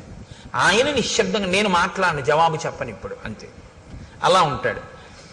కథంచిదుపకారేణ కృతే నైకేన తుష్యతి నస్మరత్యపకారాణం శతమప్యాత్మవత్తయ. కథంచిదుపకారేణ, కథంచి అంటే కావాలని చేసింది కాదు, అనుకోకుండా చేసిన ఉపకారం. అనుకోకుండా ఆయన వల్ల ఒక ఉపకారం జరిగింది, కావాలని చేద్దామని చేసిన ఉపకారం ఏం కాదది. కథంచిదుపకారేణ కృతే నైకేన తుష్యతి, అలాంటి ఉపకారం ఒక్కటైనా సరే ఎంతో సంతోషపడిపోతాట. గుర్తుపెట్టుకుని ఆయనండి నాకు ఈ ఉపకారం చేశారు, ఆయనండి నాకు ఈ ఉపకారం చేశారంటట. నిజంగా ఆయన ఏం కావాలని ఏం చేయలేదు. ఏదో రాముడు నేను ఓ దగ్గర కూర్చున్నాం అనుకోండి, రాముడు టికెట్ కొనుక్కుందామని ఎడుతున్నాడు, రాముడు పెట్టి నా పెట్టి పక్కన పెట్టాడు, నాకేం చెప్పలేదు, వెళ్ళిపోయాడు. ఈలోగా ఓ దొంగ అటుగా వచ్చాడు, ఆ పెట్టి పట్టుకెడదాం అనుకుని నా పెట్టే అనుకుని పట్టుకెళ్ళలేదు, పక్క వాళ్ళ పెట్టి పట్టుకుని వెళ్ళబోయాడు, పట్టుకున్నారు, కొట్టారు. కొడుతుంటే అసలు నేను ఆ పెట్టి జోలికి వెళ్దాం అనుకున్నాను, ఆ పెట్టి అటుకుపోతే పోయేది, టికెట్ కోసం వెళ్ళాడు, ఆయన పెట్టి అనుకుని నేను ఎత్తుకుపోలేదు అన్నాడు. ఇప్పుడు రాముడు అనుకుంటాట, నేను ఆయనకి అప్పచెప్పపోయినా నా పెట్టె ఆయన పెట్టె పక్కన పెట్టడం వల్ల నా పెట్టె దొంగతనం కాకుండా రక్షింపబడింది. ఇప్పుడు నేనేమైనా రక్షించాను ఆయన పెట్టెని, ఆయన నాకు అప్పచెప్పాడా, నేను రక్షించానా? నేను రక్షించలేదు. ఆయన పెట్టె నా పెట్టె పక్కన పెట్టాడు, దొంగడు అనుకున్నాడు, రెండు పెట్లు నావనుకుని. నీ చెయ్యాలని చెయ్యకపోయినా ఉపకారం నా వలన అనుకోకుండా ఒక ఉపకారం జరిగినంత మాత్రం చేత దాన్ని తలుచుకో మహానుభావుడు ఎంత ఉపకారం చేశాడో అని కృతజ్ఞతతో పొంగిపోతుంటాట రాముడు. కథంచిదుపకారేణ కృతేనైకేన తుష్యతి నస్మరత్యపకారాణం శతమప్యాత్మవత్తయ.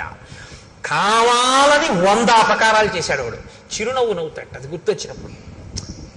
ఇచ్చివాడు పాన్లిద్దరూ తెలియనితనం, ఏం చేస్తాం అమాయకత్వం అంటే అంతే. అంతేకాని అది తలుచుకుని వ్యగ్రత పడిపోతాడు, ఎంత పని చేసేశాడని ఓ దాని మీద పీకేసుకుని ఆందోళన పడిపోట. మీరు చూడండి, రామాయణం విన్నంత తేలిక కాదు. కొందరి ఇళ్లలో ఒకసారి దయానంద సరస్వతి మహారాజ్ దగ్గరికి ఒక ఆవిడ వెళ్ళి ఓ మాట అడిగారు, మీరు భగవద్భక్తి కలిగినటువంటి వాళ్ళ వల్ల ప్రశాంతత ఉంటుందంటారు, మా అత్తగారు ప్రతిరోజు 2 గంటలు పూజ చేస్తుంది, మిగిలిన 22 గంటలు తిరుగుతూనే ఉంటుంది, మరి 2 గంటల పూజ వల్ల ఉపయోగం ఏమిటని అడిగింది ఆవిడ. అంటే దయానంద సరస్వతి అన్నారు, ఆ పూజ వల్ల నువ్వు 2 గంటలు ప్రశాంతంగా ఉండడమే అన్నారు. కాబట్టి శతమప్యాత్మవత్తయ, 100 తప్పులైనా సరే రాముడు పట్టించుకోట, ఆత్మవత్తయ, తాను ఆ స్థితిలో ఉంటాడు కాబట్టి అవతల వాళ్ళ అమాయకత్వాన్ని క్షమించేస్తాడు. మా అబ్బాయి అండి, నేను తొడ మీద కూర్చోబెట్టుకుంటే వాడు లాగి నన్ను లెంపకాయ కొట్టాడు. చిన్న పిల్లాడు, వాడికి ఏం తెలుసు? వాడికి నాన్నగారి గడ్డం చూసాడు, దేవుడు కొత్తగా నాన్నగారి గడ్డం పెంచారనుకున్నాడు, ఆ గడ్డం పట్టుకోపోయి ఓ లెంపకాయ కొట్టాడు. చుర్రు మంది నాకు, నేను లాగి లెంపకాయ కొడతానా? ఆ చెయ్యి తీసి, అమాయకత్వం తెలియదు పిల్లాడికి, ఇలా అన్నాడు, ఎంత దెబ్బ తగిలిందిరా అని ఓ ముద్దు పెట్టుకుని, నాన్న కొట్టకు అన్న 2 చేతులు నా చేతితో పట్టుకుంటాను కాసేపు. అలా కొట్టకూడదు, దెబ్బ తగిలింది చూసా, నీ పెట్టిందా లేదా? ఎందుకు మన్నించగలిగాను? నా బిడ్డ అమాయకుడు, వాడికి ఏం తెలుసు? వాడికి ఏం తెలుసు పాపం, పోలేండి ఏదో వాడికి ఏం తెలుసు, ఏదో అలా చేశాడు అన్నారనుకోండి, మీరు ప్రశాంతంగా ఉంటారు. అవతల వాడి యొక్క అజ్ఞానము మన్నింపబడింది. అందుకే పెద్దలు ఏం చెప్తారంటే, 3 నీకు తెలిసి ఉంటే నీకు ఇబ్బంది ఉండదంటారు. లోకంలో నీతో సమానులు కనపడతారు, నీకన్నా అధికులు కనపడతారు, నీకన్నా తక్కువ వాళ్ళు కనపడతారు. ఈ 3 లేకుండా అసలు నువ్వు సమాజంలో తిరగడం కుదరదు. అసలు ఈ 3 విషయంలో మీరు లోపల ఏదైనా బయాస్ అంటారు ఇంగ్లీష్లో, అన్యథా మనసులో భావం ఉందనుకోండి, మీరు ఇమడలేరు, ఇబ్బంది పడిపోతారు. మీరు ఒక చోటికి వెళ్ళారంటే మీతో సమానులు ఉంటారు, మీకన్నా కింద వాళ్ళు ఉంటారు, మీకన్నా పై వాళ్ళు ఎప్పుడూ ఉంటారు. మీరు చదువుకుంటుంటే మీకన్నా బాగా చదివే వాళ్ళు ఉంటారు, మీతో సమానులు ఉంటారు, మీ అంత చదవలేని వాళ్ళు ఉంటారు. శాస్త్రం ఎప్పుడు ఏం చెప్తుందంటే, ఈ 3 పట్ల నిశ్చితాభిప్రాయం ఉండాలి నీకు. నీతో సమానులు గౌరవం, నీతో సమానులైనటువంటి వారి యందు ఆదరం ఉండాలి, ప్రేమ, కలిసి తిరిగేటటువంటి సుహృత్ సంబంధం ఉండాలి. నీకన్నా ఉన్నతులు గౌరవం ఉండాలి. మహానుభావుడు ఎంత సాధన చేశాడో, నాకన్నా అంత పైమెట్టు మీద నించున్నాడు, ఆయన్ని మనం చూసి నమస్కారం చేసి ఆయనలా మనం కూడా అవ్వాలని నువ్వు గౌరవించగలగాలి. నీకన్నా తక్కువ వాడు ఈశ్వరానుగ్రహంతో ఆయన వృద్ధిలోకి రావాలో కానుకున్నాడు, పాపం అంతగా తెలుసున్నవాడు కాడు, ఆయన వృద్ధిలోకి రావాలన్నారు. ఇప్పుడు మీరు గుర్తుపెట్టుకోండి, మీరు ఎవరితో సమన్వయం అవుతున్నారో ఆ 3 మెట్ల మీద ఉన్నవాళ్ళు కూడా సంతోషంగా ఉంటారు. మీకన్నా పై మెట్టు మీద ఉన్నవాడిని చూసి మీరు భరించలేకపోయారనుకోండి, ఎంత మంచిలోనూ అవగుణాన్ని తీస్తారు. ఇది లోకం యొక్క పోకడక్కడే వస్తుంది. ఆయన యందు ఉండదు, నీలో ఉంది ఆ భావన. ఆయన ఉన్నతిని నువ్వు తట్టుకోలేవు, అందుకని మాట్లాడతారు తప్పుగా. నీతో సమానుడు, ఏంటి నాకన్నా గొప్ప అంటాడు, నీకన్నా తక్కువ నైత్య భావన, వాడికి ఏం తెలుసండి అంటాడు. ఇప్పుడు వాళ్ళకేం అవ్వదు, వాళ్ళు అలాగే ఉంటారు. పాడైపోయేది ఎవరంటే నువ్వు. ఇది తెలుసుకుని ప్రవర్తించడం ఆత్మవత్తయా. ఇలా నువ్వు ఉండగలిగితే సమాజము నీ వలన ఆనందాన్ని పొందుతుంది. నువ్వు కూడా సమాజంలో ఎవరితో తిరుగుతున్నా సంతోషంగా ఉండగలుగుతావు. ఇప్పుడు మీరు చెప్పండి, రాముడు సమాజంలో ఈ 3 రకాలుగా ఉన్న వాళ్ళతోటి తిరిగాడని గుర్తు, అందరితోటి ఆయన సమన్వయం అయ్యాడు, కానీ అందరూ రాముడి పట్ల సంతోషంతో ఉన్నారు. ఎందుకని? ఇలా ఉండబట్టి. పెద్ద దోషం ఎక్కడొస్తుందంటే, ఇది నేర్చుకోవాలి. మీరు నేర్చుకోవలసిన అవసరం లేకుండా వచ్చేది ఏదంటే ఆ 3. నేను ఎప్పటికీ మర్చిపోను నా జీవితంలో ఒక సంఘటన. నేను విశాఖపట్నంలో ఉద్యోగం చేసే రోజుల్లో మా పక్క వాటాల్లో ఒక 5 ఏళ్ల పిల్ల ఉండేది, జ్యోత్స్న అని. అది పాలు తాగుతోంది. పాలు తాగుతూ వేడిగా ఉన్నాయని అక్కడ పెట్టి ఏదో అటు ఇటు తిరగబోయింది, దాని కాలు తగిలి ఆ గ్లాస్ పడిపోయింది, ఆ పాలు ఒలికిపోయాయి. నేను అక్కడే ఉన్నాను. వాళ్ళ అమ్మగారు వచ్చారు, వచ్చి అదేంటే పాలు అలా వంపేశావు అన్నారు. అంటే నేను అన్నాను, లేదంటే పాపం చూసుకోలేదు, పాలు పడిపోయాను. ఆ పిల్లంది వెంటనే, కాదు పాలు పడిపోలేదు, నేనే తంతే పడిపోయాను. నేను అలా ఉండిపోయాను. అబద్ధానికి అలవాటు పడిపోయింది నా సంస్కారం. పాలు పడిపోతాయా? పాలు ఎందుకు పడిపోతాయి? నేను పాలు పడిపోయామ్మా అన్నాను.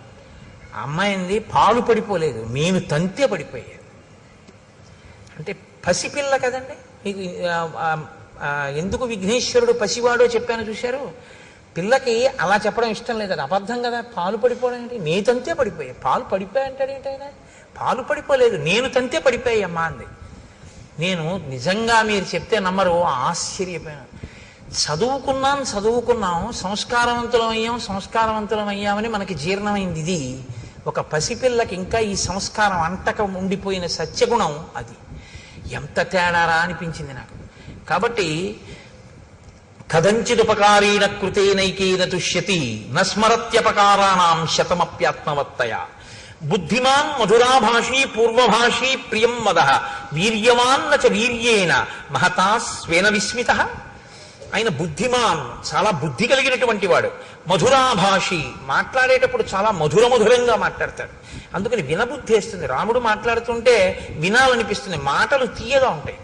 పూర్వభాషి, ఇది మీరు గమనించారో లేదో, లోకంలో ఇది ఒక పెద్ద సమస్య. నన్ను ఆయన ఎరా నేను నీకెందుకు కనపడతానంటాడు. తాతగారు ఏమి ఉరే ఎలా ఉన్నావు అనొచ్చు కదా, అండవు. ఇందాక నుంచి చూస్తున్నాను రా, నువ్వు నన్ను పలకరిస్తావేమో అని, నేను ఎందుకు కనపడతాను నీకు అంటాడు. అదేంటి తాతగా నేను చూడలేదు, అదేలే అంటాడు. ఎందుకు ఆ మాట? ఎలా మనవడా ఎలా ఉన్నావు అని ఈయన అనకూడదా ముందు? అంటే నేను తాతని, నేను పెద్దవాడిని, ఈ మధ్యనే వీడికి ఉద్యోగం వచ్చింది, వీడు నన్ను పలకరించట్లేదు, వీడికి అతిశయం ఎక్కువైపోయింది. ఇది నీ మనసులో భావన. పాప ఆ పిల్లడు చూడలేదు. రాముడుట అది కాదుట, పూర్వభాషి. ముందు రాముడు మాట్లాడతాట. రాముణ్ణి ఎవరైనా పలకరించారనుకోండి చిన్నపుచ్చుకుంటాట. అయ్యో అదే నేను మాట్లాడలేదు, పాపం వాళ్లే వచ్చి పలకరించారు ఏమిటని. నువ్వు అందరినీ రాముడే ఏమో బాగున్నారా, ఏమండి అయ్యా బాగున్నారా అని రాముడే పలకరిస్తాట. పూర్వభాషి అంటే ఇంకోళ్ళు నన్ను పలకరించడం ఏంటి, నేను వాళ్ళని పలకరించాలి కదా ప్రేమగా అని చిరునవ్వుతో పలకరిస్తాట. హృదయ సంస్కారం అది. కాబట్టి పూర్వభాషి. అటువంటి రాముడు ప్రియం వద వీర్యవాన్న చ వీర్యేన మహతా స్వేన విస్మిత. ఆయన అంత పరాక్రమం ఉండి కూడా, అటువంటి వీర్యవాన్ అయ్యుండి కూడా నేను వీర్యవంతుణ్ణి అని ఎన్నడూ కూడా అతిశయంతో అహంకారంతో ఉన్నవాడు కాడు. నచానృత కథో విద్వాన్ వృద్ధానాం ప్రతిపూజక అనురక్త ప్రజాభిశ్చ ప్రజాశ్చాప్యనురంజతే. ఆయన ఇది ఒకటి చాలా గొప్ప విషయాన్ని మీరు వినాలి. ఇది ఇవాల్టి రోజున చాలా మందిని పాడు చేసేటటువంటి పెద్ద సమస్య ఇదే. నచానృత కథో, ఆయన ఎన్నడూ కూడా అసత్యమాడేటటువంటి వాడు కాడు. ఆయన విద్వాన్, అన్నీ తెలుసున్నటువంటి వాడు. వృద్ధానాం ప్రతిపూజక, ఆయన వృద్ధులైనటువంటి వాళ్ళని, జ్ఞానమున్న వాళ్ళని పూజించేటటువంటి లక్షణం ఉన్నవాడు. అనురక్త ప్రజాభిశ్చ, ప్రజల యందు అనురాగం ఉన్నవాడు, ప్రజల చేత ప్రేమింపబడినవాడు. అన్నిటికన్నా గొప్ప విషయం ఏమిటో తెలుసా అండి? నా శ్రేయసిరతో విద్వాన్ నవిరుద్ధ కదారుచి. ఆయన ఎప్పుడూ కూడా నా శ్రేయసి రతో విద్వాన్ న విరుద్ధ కదారుచి. ఏది శ్రేయస్సుని ఇవ్వదో అటువంటి దాన్ని చదవడం పట్ల ఆయనకి అనురక్తి లేదు. ఇవాళ నాకు తెలిసి ఏమంటే ఏదో రామాయణం చెప్పాం, భాగవతం చెప్పామని చాలా మంది మాట్లాడుతుంటారు వచ్చి, లేకపోతే ఫోన్ చేస్తూ ఉంటారు. నాకు రామాయణంలో ఈ మాట ఎంత గొప్ప రచన చేశారా మహర్షి అనిపిస్తుంది. ప్రింటింగ్ ప్రెస్లు వచ్చేసాయి. ఈ తెలుసునా తెలియకపోయినా ఏదో పుస్తకం రాసేయడం, రచన చేసేయడం, దాన్ని విడిచిపెట్టేయడం. ఆ పుస్తకం ఏం చేసేస్తోందంటే, తెలిసి తెలియనితనంతో రాసినటువంటి పుస్తకం చాలా మంది జీవితాలనే పాడు చేసేస్తాం. తెలిసి తెలియనటువంటి విషయంతో ఉన్నటువంటి పుస్తకాలు, కల్పిత కథలన్నీ కూడా ఏం చేస్తాయంటే మనసుకి ఉద్రేకాన్ని కల్పించేవై ఉంటాయి. అవి యథార్థములు కావు, కానీ ఉద్రేకాన్ని కల్పిస్తాయి, కాసేపు లేకపోతే ప్రసన్నత్వాన్ని కల్పిస్తాయి. అది ఏమైపోతుందంటే మనసు మెల్లిమెల్లిగా దానికి అలవాటు పడిపోతుంది. ఆ కల్పిత కథల్ని చదువుకుంటూ ఉండడం. నువ్వు చదువుకున్నటువంటి చదువు దేనికి పనికొస్తుందంటే, సత్యము కాని ఒక విషయాన్ని నువ్వు అదే పనిగా చదువుకుంటూ ఆ భ్రాంతిలో గడిపేయడానికి పనికొస్తుంది.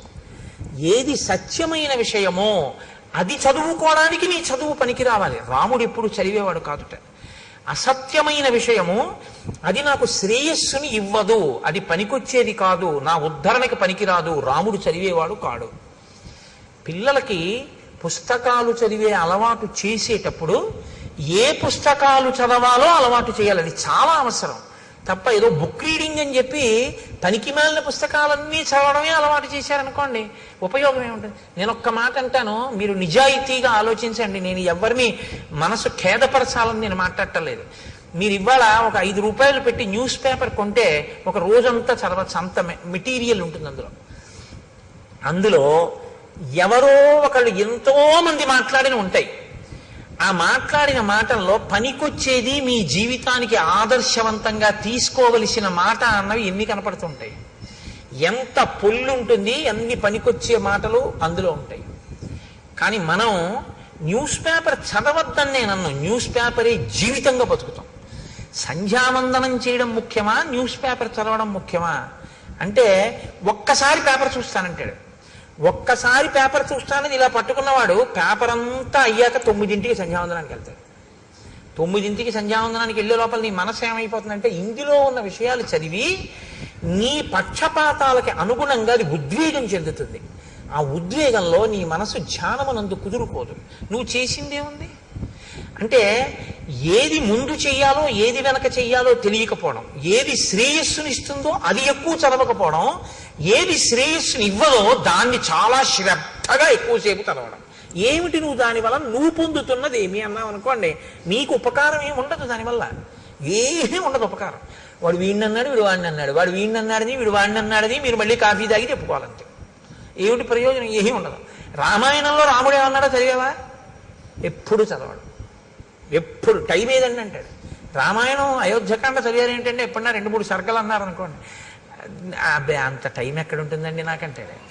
న్యూస్ పేపర్ చదివావా అని అడిగాను అనుకోండి, అసలు న్యూస్ పేపర్ చదవకపోతే నాకు ఆ రోజులా ఉండదండి అంటాడు. అనురక్తి అది పెంచుకోవద్దు. శ్రేయస్సునిచ్చే వాటి మీద నీవు ఎక్కువ సమయాన్ని వెచ్చించడం నేర్చుకో.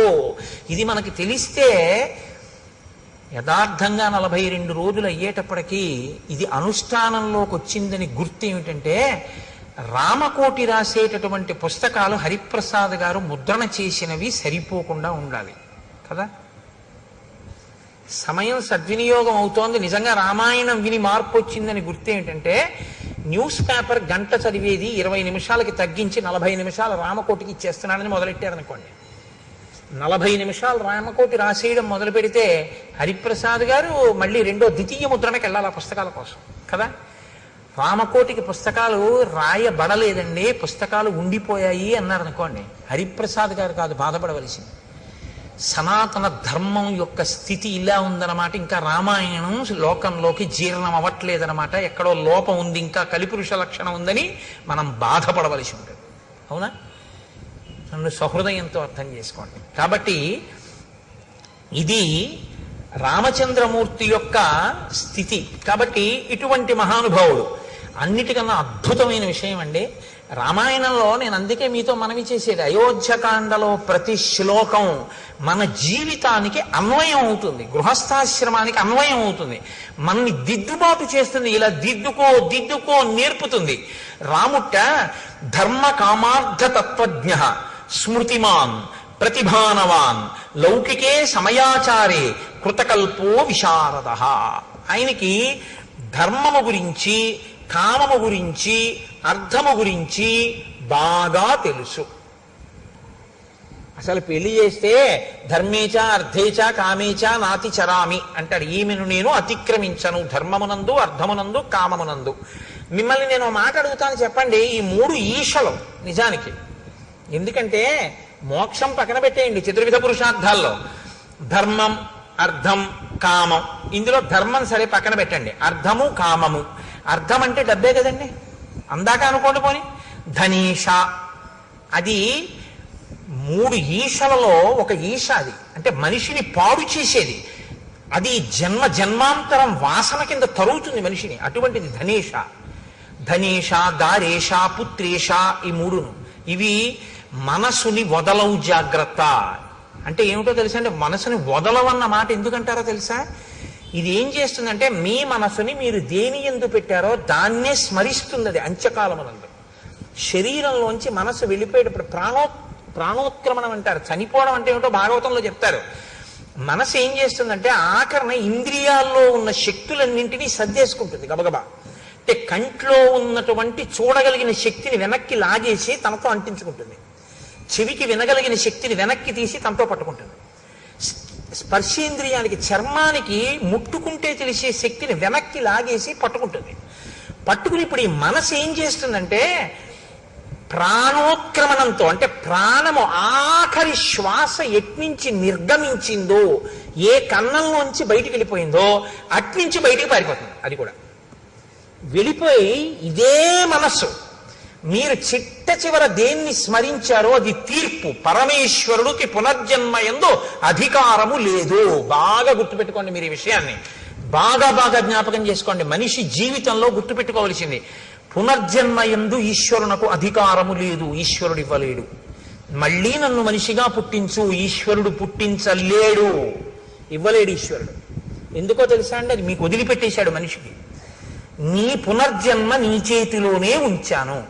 మళ్ళీ పుడతావో మళ్ళీ పుట్టవో ఎటు పోతావో నీ ఇష్టం, నీకు వదిలేశాను. ఎలా వదిలేడో తెలుసా? మనసుకి స్మరణ ఉంటుంది, అందుకే స్మరహ అంటారు. ఎప్పుడు తలుచుకుంటుంది.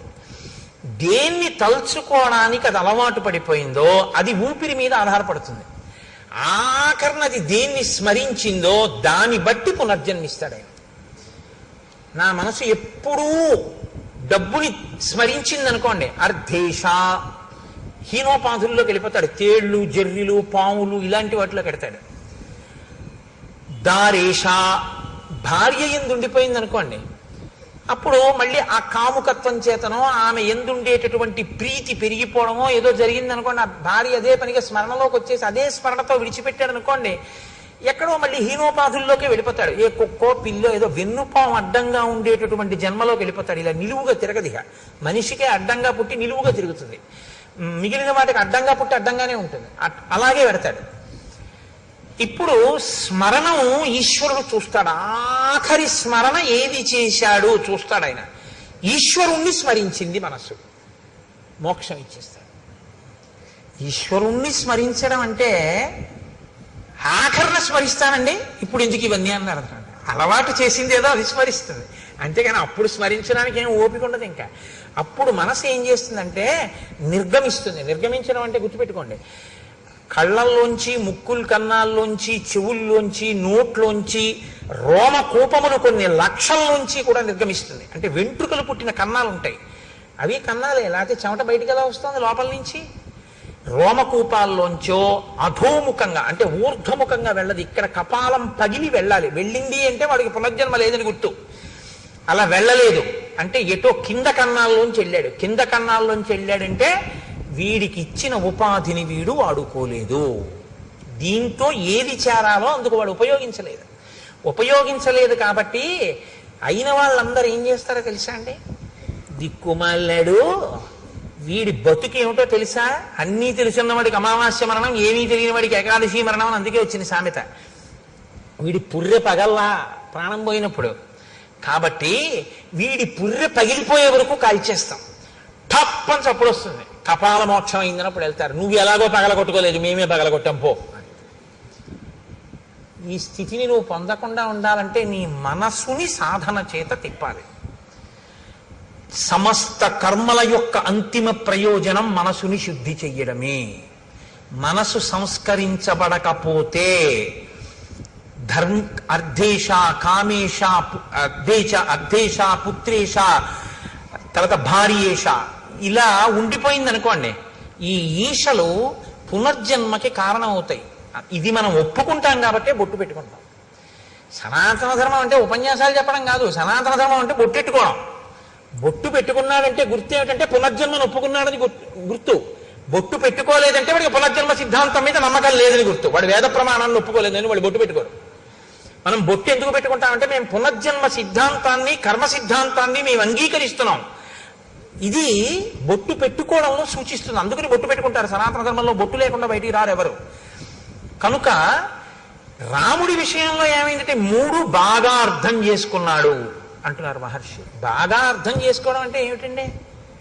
అంటే ఏమి లేదు, మీరు బాగా అర్థం చేసుకోవడం అంటే ఈ కామాన్ని పట్టుకెళ్ళి ధర్మంతో ముడేసేయి, అర్థాన్ని పట్టుకెళ్ళి ధర్మంతో ముడేసేయి. అర్థము కామము అనే రెండు పరిగెత్తిపోయి పక్కన నీవి కాని పొలాల్లో పడి మేసే అలవాటు ఉన్నటువంటి ఇది మన దున్నపోతులు అంటారే, అటువంటి స్థితి కలిగినటువంటివి. ఎందుకంటే తమతంబొప్ప పరాంగనాజనుల పరద్రవ్యంబులన్ ముచ్చిలింగ మహోద్యోగము చేయు నెమ్మనము దానిం బట్టి వైరాగ్య పాశంబులను కట్టి బిగించి నీ చరణ స్తంభమునైన్ కట్టి వేయిచి ముదంబెన్నడు కలగజేయ కదబో శ్రీకాళహస్తీశ్వర అంటాడు ధూర్జటి. అర్థము కామము రెండింటికి ధర్మం అనేటటువంటి ఇనప బందే.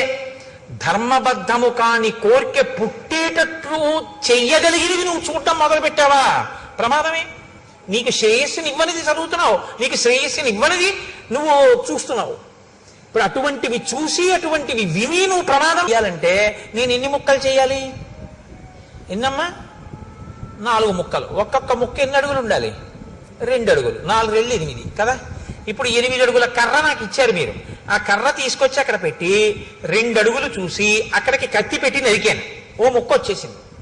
ఇప్పుడు మళ్ళీ 6 అడుగుల ముక్క ఉందిగా, మళ్ళీ ఇలా పెట్టి మళ్ళీ ఇంకో 2 అడుగుల ముక్క నరికాను, ఇంకో 2 అడుగుల ముక్క వచ్చింది. ఇంకెన్ని ముక్కలు మిగిలాయి? ఇంకెంత ముక్క మిగిలింది? 4 అడుగుల ముక్క. ఇప్పుడు 4 అడుగుల ముక్క అక్కడ పెట్టి 2 అడుగుల దగ్గర మళ్ళీ నరికాను. ఎన్ని ముక్కలు వచ్చాయి? 2 అడుగుల ముక్కలు 2 వచ్చాయి. 8 అడుగుల ముక్కని 2 అడుగుల సమాన భాగములు 4 చేయడానికి ఎన్ని మాటలు నరికాను? 3 మాటలే. 3 మాటలు నరికితే 4వ ముక్క వచ్చేసిందా లేదా? 2 అడుగుల ముక్క.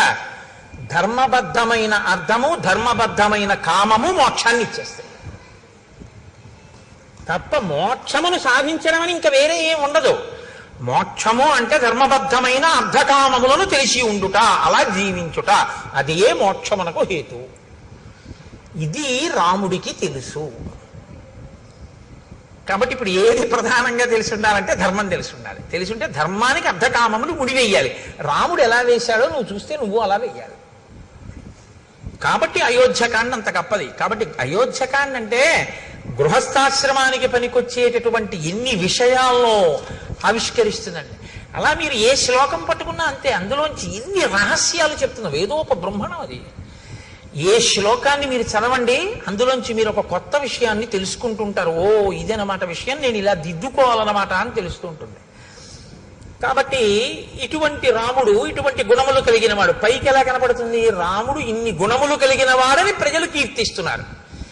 ఇప్పుడు దశరథ మహారాజు గారు అనుకున్నారట, అధరాజ్ఞో బభూవైవం వృద్ధస్య చిరజీవిన ప్రీతిరేషా కథం రామో రాజస్యాన్మయి జీవతి. నేను చాలా కాలం బ్రతికాను, పెద్దవాడిని అయిపోయాను, వృద్ధుణ్ణి అయిపోయాను, 60,000 సంవత్సరముల వయస్సు వచ్చింది. ఇంతకాలం బిడ్డలు లేరని బాధ, ఇప్పుడు బిడ్డలు పుట్టిన తరువాత గుణవంతులయ్యారని సంతోషం. ఇప్పుడేం కోరిక వచ్చింది కొత్తగా? నేను బతికుండగా రాముడు రాజవడం చూస్తే బాగున్నాం. తర్వాత కోరిక ఏమిటి వచ్చింది దశరథ మహారాజు గారికి? రాముడు రాజై పరిపాలన చెయ్యడం చూసి స్వర్గానికి వెళ్ళిపోతే బాగున్నాం. ఇప్పుడు ఈ కోరిక పుట్టింది అని ఆయన అనుకుంటున్నాడు. వృద్ధికామోహి లోకస్య సర్వభూతానుకంపన మత్త ప్రియతరో లోకే పర్జన్యైవ వృష్టిమాన్. దశరథుడి దృష్టిలో రాముడు ఎటువంటి వాడు? ఆయన లోకాన్నంతటినీ కూడా అనుగ్రహించగలిగినటువంటి సమర్థుడు. ఎలా అనుగ్రహిస్తాడు అంటే, ఒక ఊళ్ళో వాళ్ళందరూ దాహంతో ఆర్తితో ఉన్నారు. కేవలం పంపుల్లో నీళ్లు బాగా వదిలిపెడతామండి అంటే సరిపోతుందా? ఆచరి వెండిపోతుంది. బాగా నీరు నిండినటువంటి మేఘముల గుంపు వచ్చి వర్షించిందా, చెరువులు తటాకములు అన్నీ నిండిపోతాయి, మంచి జల సమృద్ధి కలుగుతుంది. జనుల యొక్క ఆర్తి తీర్చగలిగినటువంటి సమర్థతలో నీరు నిండిన మేఘం లాంటి వాడు నా కొడుకు, అంతటి సమర్థుడు. కాబట్టి ఆ రాముడు రాజు అయితే బాగున్నాం. అయితే యథాస్వర్గమమాప్నుయాం, అప్పుడు నేను రాజరికం ఆయన చేస్తుండగా చూసి ప్రాణం విడిచిపెట్టి నేను స్వర్గలోకానికి వెళ్ళిపోతాను అని అనుకుని కబురు చేశాడు. పౌరులకు, జానపదులకు, సేనానాయకులకు, మంత్రులకు, సామంతులకు, ఇతర ప్రముఖులకు అందరికీ విడివిడిగా కబుర్లు చేశాడు. అందరికీ కలిపి ఒకరు కాదు, విడివిడిగా. ఒకరికి తెలిసినట్టు ఒకరికి తెలియదు. వాళ్ళల్లో వాళ్ళు చర్చించుకునే అవకాశం ఇవ్వలేదు దశరథుడు. ఎందుకని? ఇది ఊర్జిత కథోపేతంబు. ఏ అశ్వమేధయాగం చేసేటప్పుడు చెప్పినట్టు చెప్పచ్చుగా, అలా చెప్పలేదు. అందరూ రావాలి. ఎలా కబురు చేశాడో తెలుసా అండి? సామంతులందరి దగ్గరికి వెళ్ళి నువ్వు చెప్పి 11 అయ్యేటప్పటికి వచ్చేసి మనం. సామంతులందరూ ఎందుకు రమ్మన్నాడు చక్రవర్తి? మాట్లాడుకునే అవకాశం లేదు. అలాగే జానపదుల్లో ప్రముఖుల్ని వచ్చేసేయమను, ఒకళ్ళతో కబురు చేశాడు, వాళ్ళు మాట్లాడుకునే అవకాశం లేదు, వచ్చేసేయడమే. ఒకరితో ఒకరు ఎందుకు పిలిచుంటాడన్న విషయం మీద చర్చించడానికి అవకాశం లేకుండా చేశాడు. ఎందుకు చేసి ఉండాలి? ఏం వాళ్ళు చర్చించుకుంటే వాళ్ళలో వాళ్ళు చర్చించుకుంటే ఏది చర్చించుకోవాలి? పిల్లల పెళ్ళిళ్ళు అయిపోయాయి, రాజు వృద్ధుడైపోయాడు, యవరాజ్య పట్టాభిషేకం ఏమైనా చేద్దాం అనుకుంటున్నాడా? ఇంతమందిని పిలిచాడంటే బహుశా అదే అయి ఉంటుంది. కాబట్టి యవరాజ్య పట్టాభిషేకం అంటే ఎవరికి చెయ్యాలి? దశరథ మహారాజు గారు రాముడికే చెయ్యాలి. మరి రాముడికే చేస్తాడని వాళ్ళు అనుకుంటే రాముడు మంచివాడు కాకపోతే భయపడాలి. రాముడు మంచివాడని తానే అనుకుంటున్నాడుగా. రాముడు మంచివాడని నేను అనుకుంటున్నా, ప్రజలు అనుకోవట్లేదు అనుకుంటే తను భయపడాలి. ప్రజలు అనుకుంటున్నారని తనకి తెలుసుగా. కాబట్టి ప్రజలు అతను రాజవడం కాదనరు, తనకి రాముడు రాజవడం ఏమీ వ్యతిరేకం కాదు. మరి తను కోరుకుని ప్రజలు కోరుకున్నా రాముడు రాజు అవడేమో అని ఎందుకు భయపడుతున్నాడు? అంటే దశరథుడు భయపడవలసిన కారణం ఏదో ఉందన్నమాట ఎక్కడో కదా. ఇది ఊర్జిత కథోపేతంబు, ఇది మీరు పట్టుకోవలసి ఉంటుంది. అంటే ఏదో దాచాడు దశరథ మహారాజు గారు, అది మనకి తెలియదు, తెలుస్తుంది. ఎక్కడో ఏదో దాచాడు, భయపడుతున్నాడు.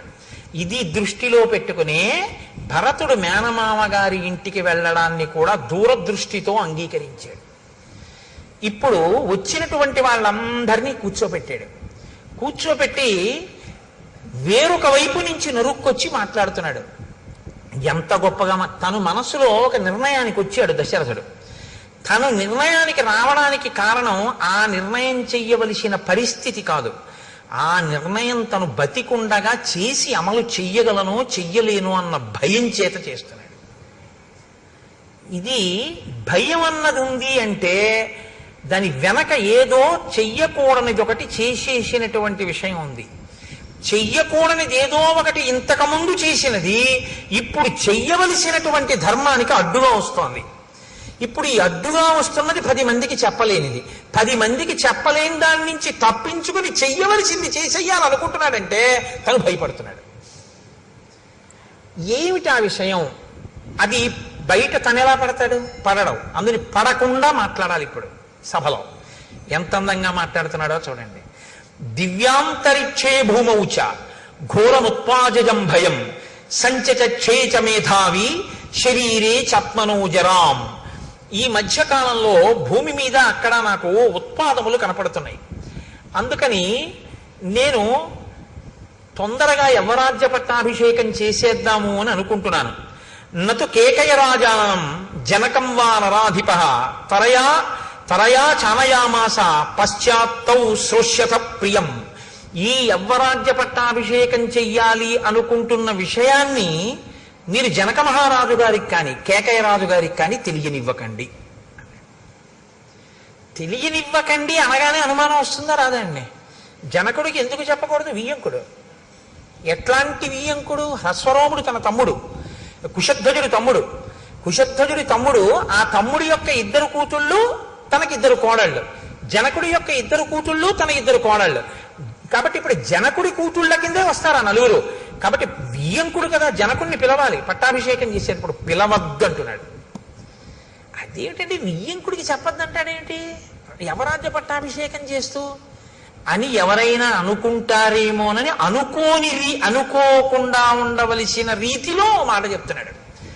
జనక మహారాజు గారికి చెప్పకండి, కేకయ రాజు గారికి చెప్పకండి, వాళ్ళిద్దరికీ తెలియక్కర్లేదన్నాడు.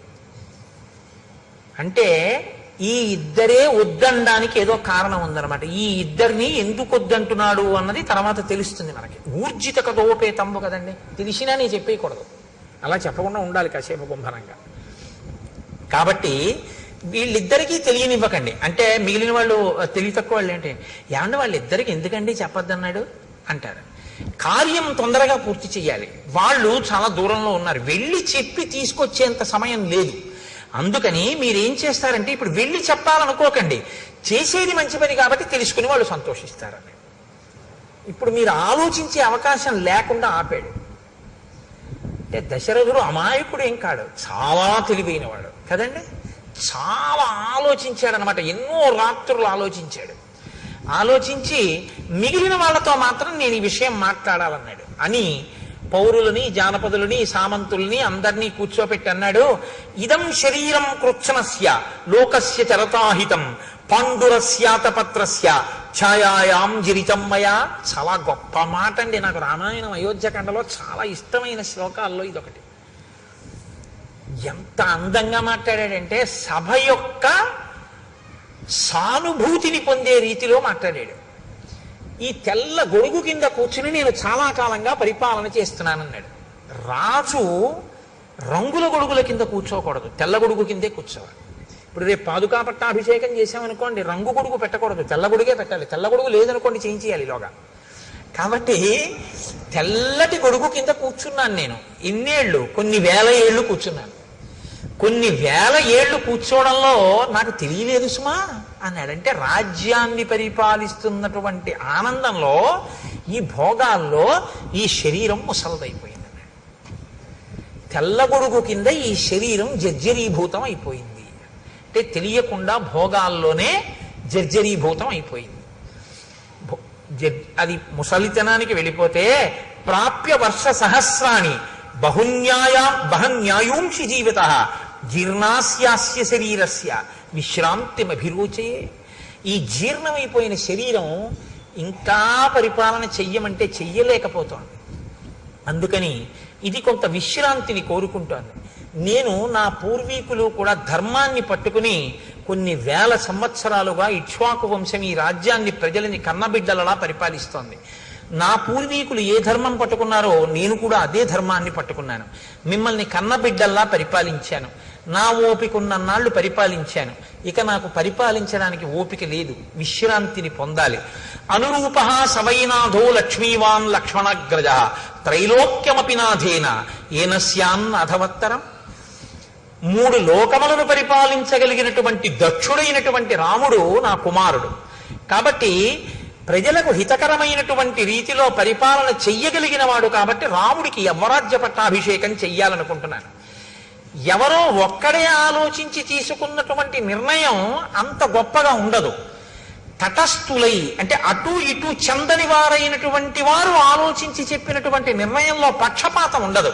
కాబట్టి మీరు బాగా ఆలోచించి చెప్పండి, మీరు ఎలా చెప్తే నేను అలా చేస్తాను, ఇవ్వనా రాముడికి రాజ్యాన్ని అన్నాడు.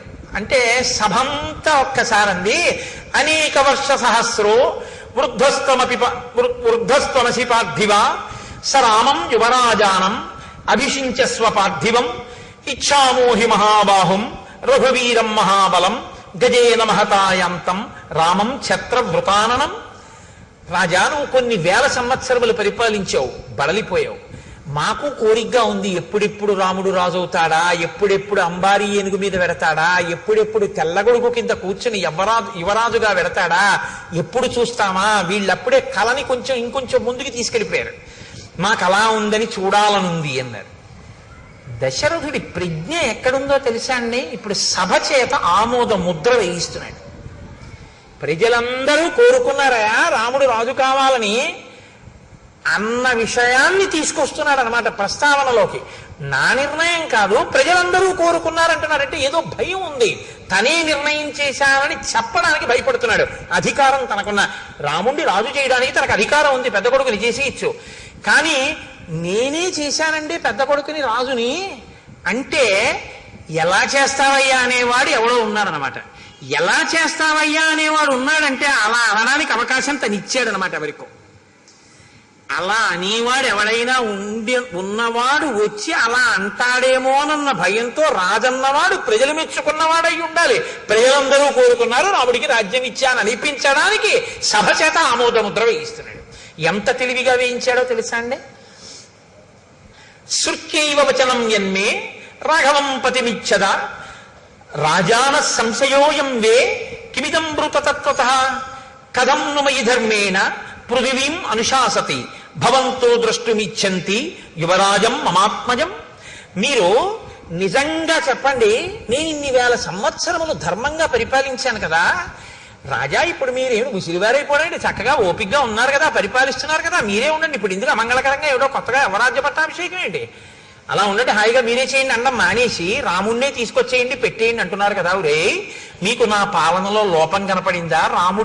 రాముడిలో నాకన్నా గుణాలు కనపడ్డాయా? ఏవి చెప్పండి అన్నాడు. అంటే ప్రజలు ఎంతగా కోరుకున్నారో చెప్పించాలనుకున్నాడు. వాళ్ళన్నారు, బహవో నృప కళ్యాణ గుణాః పుత్రస్య సంతితే. నాయనా మహానుభావ, ఏం చెప్పమంటావు? నీ కొడుకుకి ఎన్ని కళ్యాణ గుణాలున్నాయో!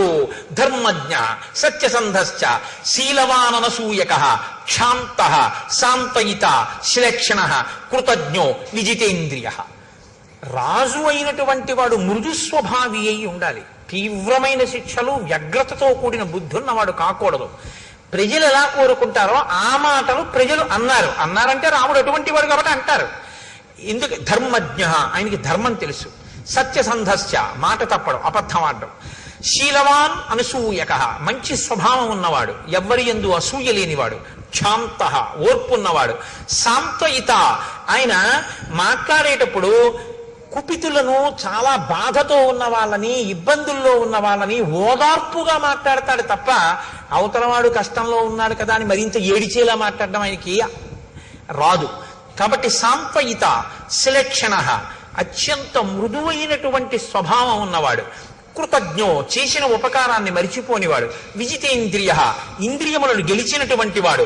ప్రియవాదీచ భూతానాం సత్యవాదీచ రాఘవ, బహుశ్రుతానాం వృద్ధానాం బ్రాహ్మణానాం ఉపాసిత. బాగా చదువుకున్నటువంటి వృద్ధుల్ని, బ్రాహ్మణుల్ని ఉపాసించేటటువంటి లక్షణము కలిగినటువంటి వాడు. ప్రియవాది, చాలా ప్రియముగా మాట్లాడేవాడు. అన్ని భూతముల పట్ల గౌరవం కలిగినటువంటి వాడు. సత్యవాది అయిన వాడు. అటువంటి వాడు రాజు కావాలని మేము కోరుకోమా? వ్యసనేషు మనుష్యానాం భృశం భవతి దుఃఖితః, ఉత్సవేషు సర్వేషు పితేవ పరితుష్యతి. చాలా చమత్కారమైనటువంటి మాట అన్నారు వాళ్ళు. వ్యసనేషు మనుష్యానాం భృశం భవతి దుఃఖితః. ప్రజలు కష్టంలో ఉన్నప్పుడు తెలుసుకుని వాళ్ళు కష్టపడ్డారని బాధపడుతూనే ఉంటాడు రాముడు. ప్రజల్ని సుఖపెట్టడంలో తండ్రిలా సుఖపెడతాడు. ఏమిటి మాట అంటే, రాముడు పరిపాలన చెయ్యడం అంటే ఎలా ఉంటుందంటేట, ప్రజలకు ఒక కష్టం వచ్చింది అనుకోండి, ఆ కష్టం తీరిపోయిన తర్వాత రాముడు మాత్రం, ప్రజలు ఆ కష్టం మర్చిపోయారు, రాముడు మర్చిపోతాడు. నేను రాజునై ఉండగా ఒకానొకప్పుడు ప్రజలంతా కష్టపడ్డారు, నేను వాళ్ళని అప్పుడు సుఖపెట్టలేకపోయానని ఇప్పటికీ తలుచుకు ఏడుస్తాట. ఇది అమ్మ లక్షణం అన్నారు. దానికి ఒక అద్భుతమైనటువంటి ఉపమానం ఇచ్చారు ఒక పెద్దలు అయిన వారు. ఒక వ్యాఖ్యానంలో ఒక తల్లి ఓ పసిపిల్లవాడిని తీసుకుని అక్కడ కూర్చోపెట్టుకుంది, బియ్యం ఏరుకుంటోంది. తల ఎవరో ఇంకో అమ్మలక్క వచ్చింది, ఈవిడ మాట్లాడుకుంటున్నారు. ఈ పిల్లవాడు తెలిసి తెలియని వాడు పాకుతూ వెళ్ళి పక్కనున్న పాడుపడ్డ బావిలో పడిపోయాడు. అమ్మా అని ఏడిచాడు. బాగా చీకటిగా ఉంది, నుయ్యి అందులో పడిపోయాడు. అయ్యో పిల్లాడు పడిపోయాడు గుండెలు బాదుకుంది ఆవిడ. బాదుకుంటే చుట్టుపక్కల వాళ్ళు వచ్చారు, నిచ్చెనేసుకున్నారు, లోపలికి దిగారు. అదృష్టవశాత్తు ఇసుక కయ్య ఉంది అక్కడ. పిల్లవాడికి ఏం అవ్వలేదు. వాడు చిరునవ్వు నవ్వుతున్నాడు. వాడిని పైకి తీసుకొచ్చారు. ఒళ్ళేం దెబ్బలు తగలలేదు, రక్ష పెట్టారు. వాడు పెరిగాడు, పెద్దవాడు అయిపోయాడు. ఆ తర్వాత 20 ఏళ్ల తర్వాత గుంటూరులో రామాయణం జరుగుతోంది. ఈవిడ అక్కడికి వచ్చి ఈవిడ రామాయణానికి వచ్చింది. అప్పుడు బియ్యం ఏరుకుంటుంటే వచ్చిన ఆవిడ రామాయణానికి వచ్చింది. అయిపోయి ప్రసాదం దగ్గర ఇద్దరు కలుసుకున్నారు. ఈవిడ్ని తీసుకెళ్ళడానికి ఈవిడ కొడుకు కారేసుకొచ్చాడు. అమ్మ వచ్చేస్తావా? తీసుకెళ్ళిపోతానన్నాడు. ఈ రెండో ఈవిడ మీరు ఇంతకు ముందు ఒంగోలులో కదా ఉండేవారన్నారు. అవును, మీరెవరంటే నేను ఏదో సత్యవతిని, మీరు రుక్మిణి కదా అనుకున్నారు. ఇద్దరు మాట్లాడుకున్న తర్వాత ఈ పిల్లాడు అమ్మ వచ్చేస్తావా అన్నాడు. మన ఇద్దరం మాట్లాడుకుంటుంటే నూతిలో పడిపోయిన వాడేనా వీడు అందావిడ. అంటే అవునమ్మా, అప్పుడు మా పిల్లాడు నా అదృష్టం కొద్దీ బతికాడు, కానీ బియ్యం ఏరుకుంటూ మీతో మాట్లాడుతూ ఉండిపోయాను. పిల్లాడు నా అదృష్టం కొద్దీ దక్కాడు, నిజంగా ఏమైపోనో పిల్లాడను. ఆవిడ ఇప్పుడు కళ్ళు ఒత్తుకుంది. అప్పుడు పడిపోతే ఇప్పుడు కళ్ళు ఒత్తుకోవడం ఎందుకు అంటే, పిల్లాడి కష్టం తీరిపోయినా తల్లి మర్చిపోదు. తల్లి గుర్తు తెచ్చుకు బాధపడుతున్నది తల్లి మనసు. భృశం భవతి దుఃఖితః. రాముడు ఎప్పుడో ప్రజలకి కష్టం వచ్చినా తలుచుకు బాధపడతాడు, ఆ కష్టం పోయినా సరే. ఉత్సవేషు సర్వేషు పితేవ పరితుష్యతి. తండ్రి వాలంటరీ రిటైర్మెంట్ పెట్టేశాడు, ప్రావిడెంట్ ఫండ్ అమ్మేశాడు, అన్నీ కలిపి కొడుకు ఇచ్చేశాడు. కొడుకు అమెరికా వెళ్ళిపోయి అక్కడ ఏదో చదువుకున్నాడు, ఉద్యోగం వచ్చింది, పెద్దవాడు అయిపోయాడు. నాన్నగారంటే 6 కార్లు కొన్నానండి అన్నాడు. బ్రహ్మాండమైన ఇల్లు కట్టానండి అన్నాడు. తండ్రి అన్ని ఇచ్చేశాడుగా, ఓ పెంకుటింట్లో ఉన్నాడు రోహిణీ కార్తీ. ఈ రోహిణీ కార్తీలో నాన్నగారు ఈ మధ్యనే నాకు ప్రమోషన్ వచ్చింది కాబట్టి నాకు ఇంకో 1,00,000 రూపాయలు జీతం పెరిగింది నాన్నగారండి అని చెప్పి ఉత్తరం రాశాడు. ఈ పిచ్చి అయిన టైఫాయిడ్ వస్తే ఒరే ఒక్కసారి రారా అంటే, నాన్నగారండి ఇప్పుడే ప్రమోషన్ వచ్చింది నేను రాకూడదు, ఒక్క 4-5 రోజులు చూసి తగ్గకపోతే ఫోన్ చేయండి అన్నాడు వాడు. ఏదో తగ్గిపోయింది, ముసలాయన ఇంటికి వచ్చేసాడు. ఇప్పుడు ఈ ఉత్తరం వస్తే ఈయన తల మీద బట్ట వేసుకుని ఎదురింటికి పరిగెత్తుకెళ్ళి మా అబ్బాయికి 1,00,000 రూపాయలు జీతం పెరిగిందిట, ప్రమోషన్ వచ్చింది అని చెప్పాడు. ఈయన ఆ పిల్లాడికి డబ్బిచ్చి పెంకుటింట్లో ఉన్నాడు. వాడికి 1,00,000 రూపాయలు పెరిగితే ఈయనకేం వచ్చింది? ఈయనకి టైఫాయిడ్ వస్తే వాడు చూడడానికి కూడా రాలేదు. అయినా మరి ఈయనకి ఎందుకు సంతోషం అంటే పితేవ పరితుష్యతి. తండ్రి తనదంతా కొడుక్కిచ్చేసి కొడుకు సంతోషంగా ఉంటే తను సంతోషిస్తాడు తప్ప తను సంతోషంగా ఉండి కొడుకు ఏమీ లేకపోయినా నేను సంతోషంగా ఉన్నాను కదా వాడు ఎలా పోతే నాకెందుకని తండ్రి అనలేడు. కాబట్టి తనకి లేకపోయినా తన ప్రజలు సంతోషంగా ఉంటే తన సంతోషంగా ఉంటాడు రాముడు. మాకు కష్టం వస్తే కష్టం తీరిపోయి మేము సంతోషంలో ఉన్నా మాకెప్పుడో కష్టం వచ్చిందని ఎప్పుడూ బాధపడతాడు రాముడు. ఇంకింతకన్నా రాజు కావడానికి అర్హత ఏంటయా? అను ఇచ్చేసేయి, అవరాజ్య పట్టాభిషేకం చేసేయి రాముడికి, మేము సంతోషిస్తామన్నారు ప్రజలు. చాలా బాగుందన్నాడు, పొంగిపోయాడు.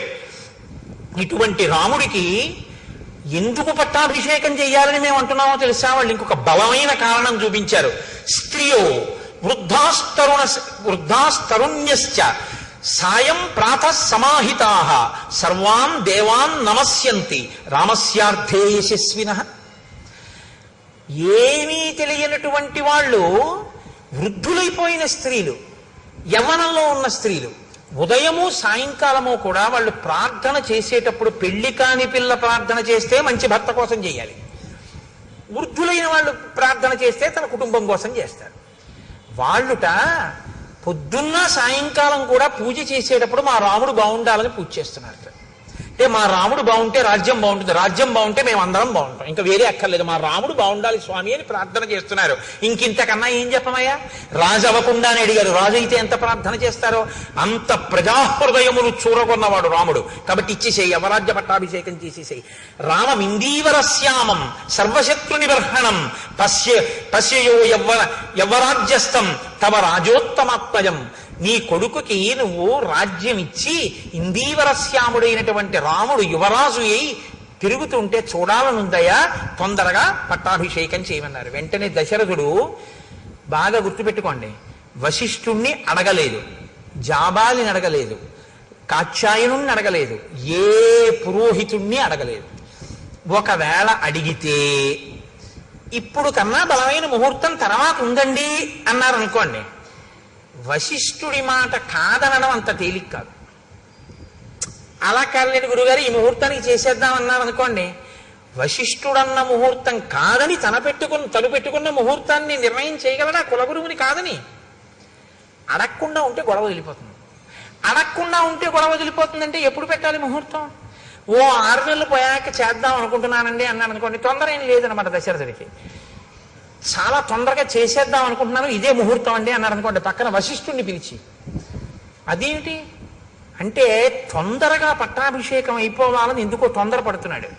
ఎందుకు తొందరపడుతున్నాడు? అది ఇంకొకటి చెప్తాడు తప్ప అసలు కారణం చెప్పడు. కాబట్టి ఇప్పుడు అన్నాడు, మీరు తొందరగా వెళ్ళి వశిష్ఠాది మహర్షుల్ని తీసుకురండి అన్నాడు. చైత్ర శ్రీమాన్ ఇయం మాస పుణ్య పుష్పితకానన యవ్వరాజ్యాయ రామస్య సర్వం మే ఉపకల్ప్యతాం. చైత్రమాసానికి మధుమాసం అని పేరు, వైశాఖ మాసానికి మాధవ మాసం అని పేరు. ఈ 2 మాసములు నరుడు ఎలా బతకాలో నేర్పినటువంటి మహాపురుషులు 2 పుట్టారు. చైత్రమాసంలో మల్లె పువ్వు, వైశాఖ మాసంలో మామిడి పండు. చైత్రమాసంలో వచ్చేటటువంటి మల్లె పువ్వు యొక్క సౌరభం ఎటువంటిదో తన జీవితం అటువంటి సౌరభము కలిగి అటువంటి ధర్మాత్ముడైన రాముడు పుట్టాడు. వైశాఖ మాసంలో మామిడి పండు, మామిడి చెట్టుకు కదండి కాస్తుంది. మిగిలినటువంటి చెట్లకి సంస్కృతంలో రకరకాల పేర్లున్నాయి. ఒక్క మామిడి చెట్టుకు మాత్రం రసాలమని పేరు. రసోవై సహా అని ఈశ్వరుడికి పేరు. అసలు ఆ మామిడి చెట్టు పేరే ఈశ్వరుడి పేరు. ఈశ్వరుడి అన్న పేరున్న చెట్టు కాసిన కాయ. కైలాస శంకరుడు కాలడి శంకరుడిగా వచ్చాడు. వైశాఖ శుక్ల పంచమి శంకర జయంతి. మనం మనుషులుగా ఎలా బతకాలో, వేదాన్ని ఎలా నేర్చుకోవాలో, ఎలా అనుష్ఠించాలో శంకర భగవత్పాదులు చెప్పారు. మామిడి పండు వచ్చిన మాధవ మాసంలో పండు లాంటి శంకరాచార్యుల వారు మల్లెపువ్వు పుట్టి విరివిగా దొరికేటటువంటి మధుమాసంలో చైత్రమాసంలో రామచంద్రమూర్తి ఇద్దరూ ఉద్భవించి ఇది తన సువాసన చేత అది తన తీపి చేత తాపాన్ని తీర్చినట్టు సంసార భ్రమణ పారితాపోప శమనాన్ని కల్పించారు ఇద్దరు. ఒకరు ధర్మాన్ని అనుష్ఠించి చూపించారు, ఒకరు ధర్మాన్ని బోధ చేసి చూపించారు. కాబట్టి చైత్ర శ్రీమాన్ అయం మాస పుణ్య పుష్పితకానన యవ్వరాజ్యాయ రామస్య సర్వం మే ఉపకల్ప్యతాం. ఈ చైత్రమాసం చాలా గొప్పదయా. అడవిలో పువ్వులన్నీ పూస్తాయి, పుష్పితకానన చెట్లన్నీ విరబూసి ఉంటాయి. కాబట్టి ఇది చాలా గొప్ప నెల. కాబట్టి ఇప్పుడు నేను పట్టాభిషేకం చేసేద్దాం అనుకుంటున్నాను.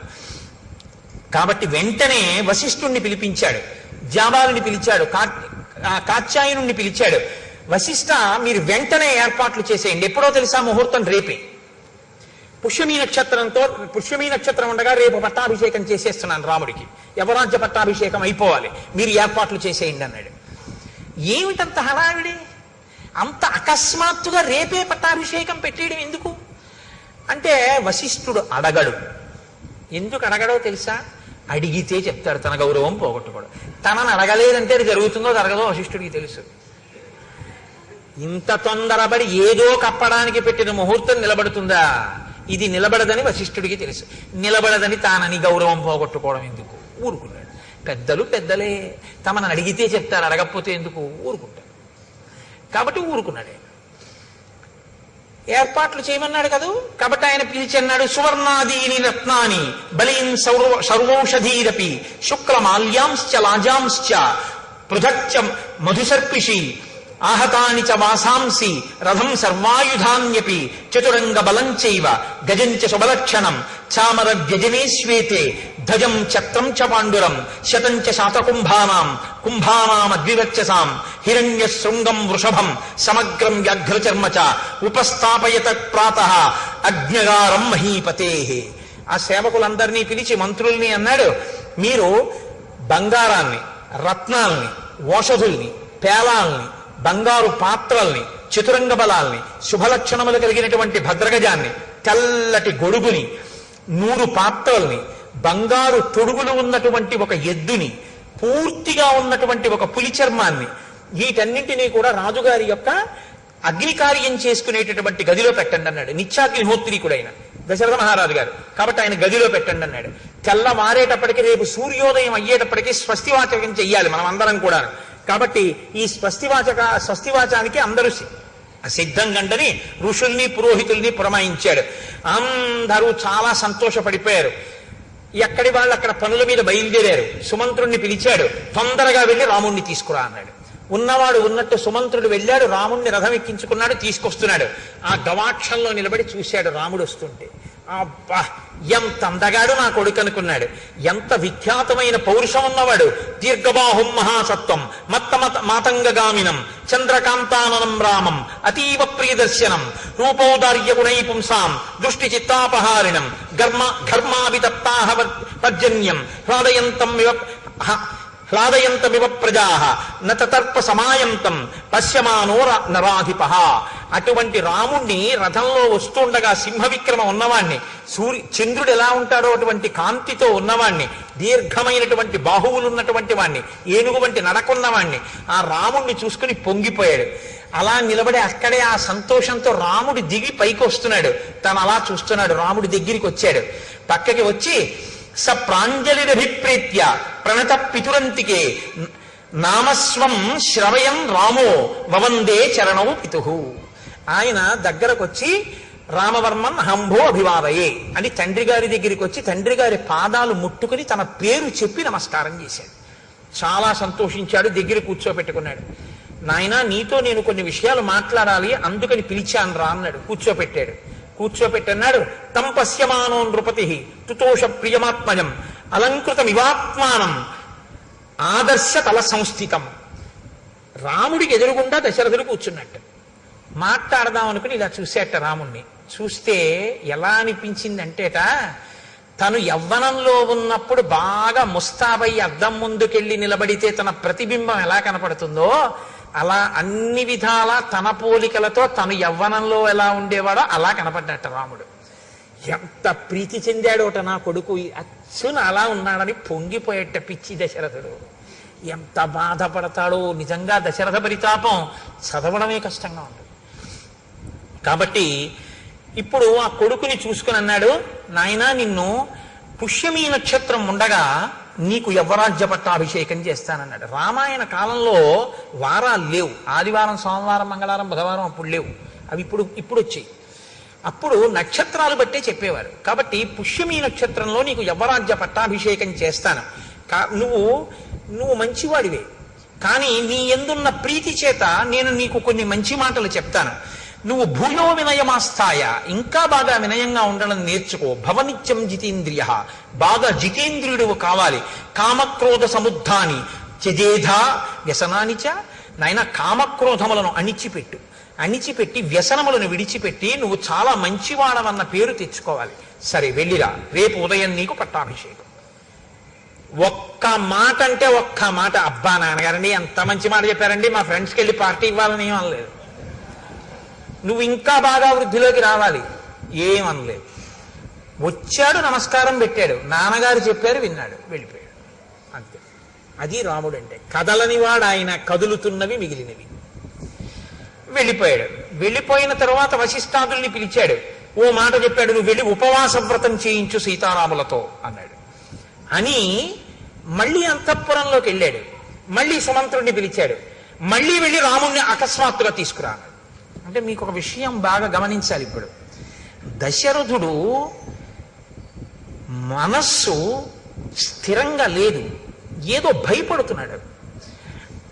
ఆ పని అవుతుందా, చాలా ఉద్వేగంగా ఉన్నాడు. రాముడికి పట్టాభిషేకం చేసేస్తానా, అయిపోతే బాగున్నాం, ఏదో కంగారు పడిపోతున్నాడు. మళ్ళీ పిలవమన్నాడు.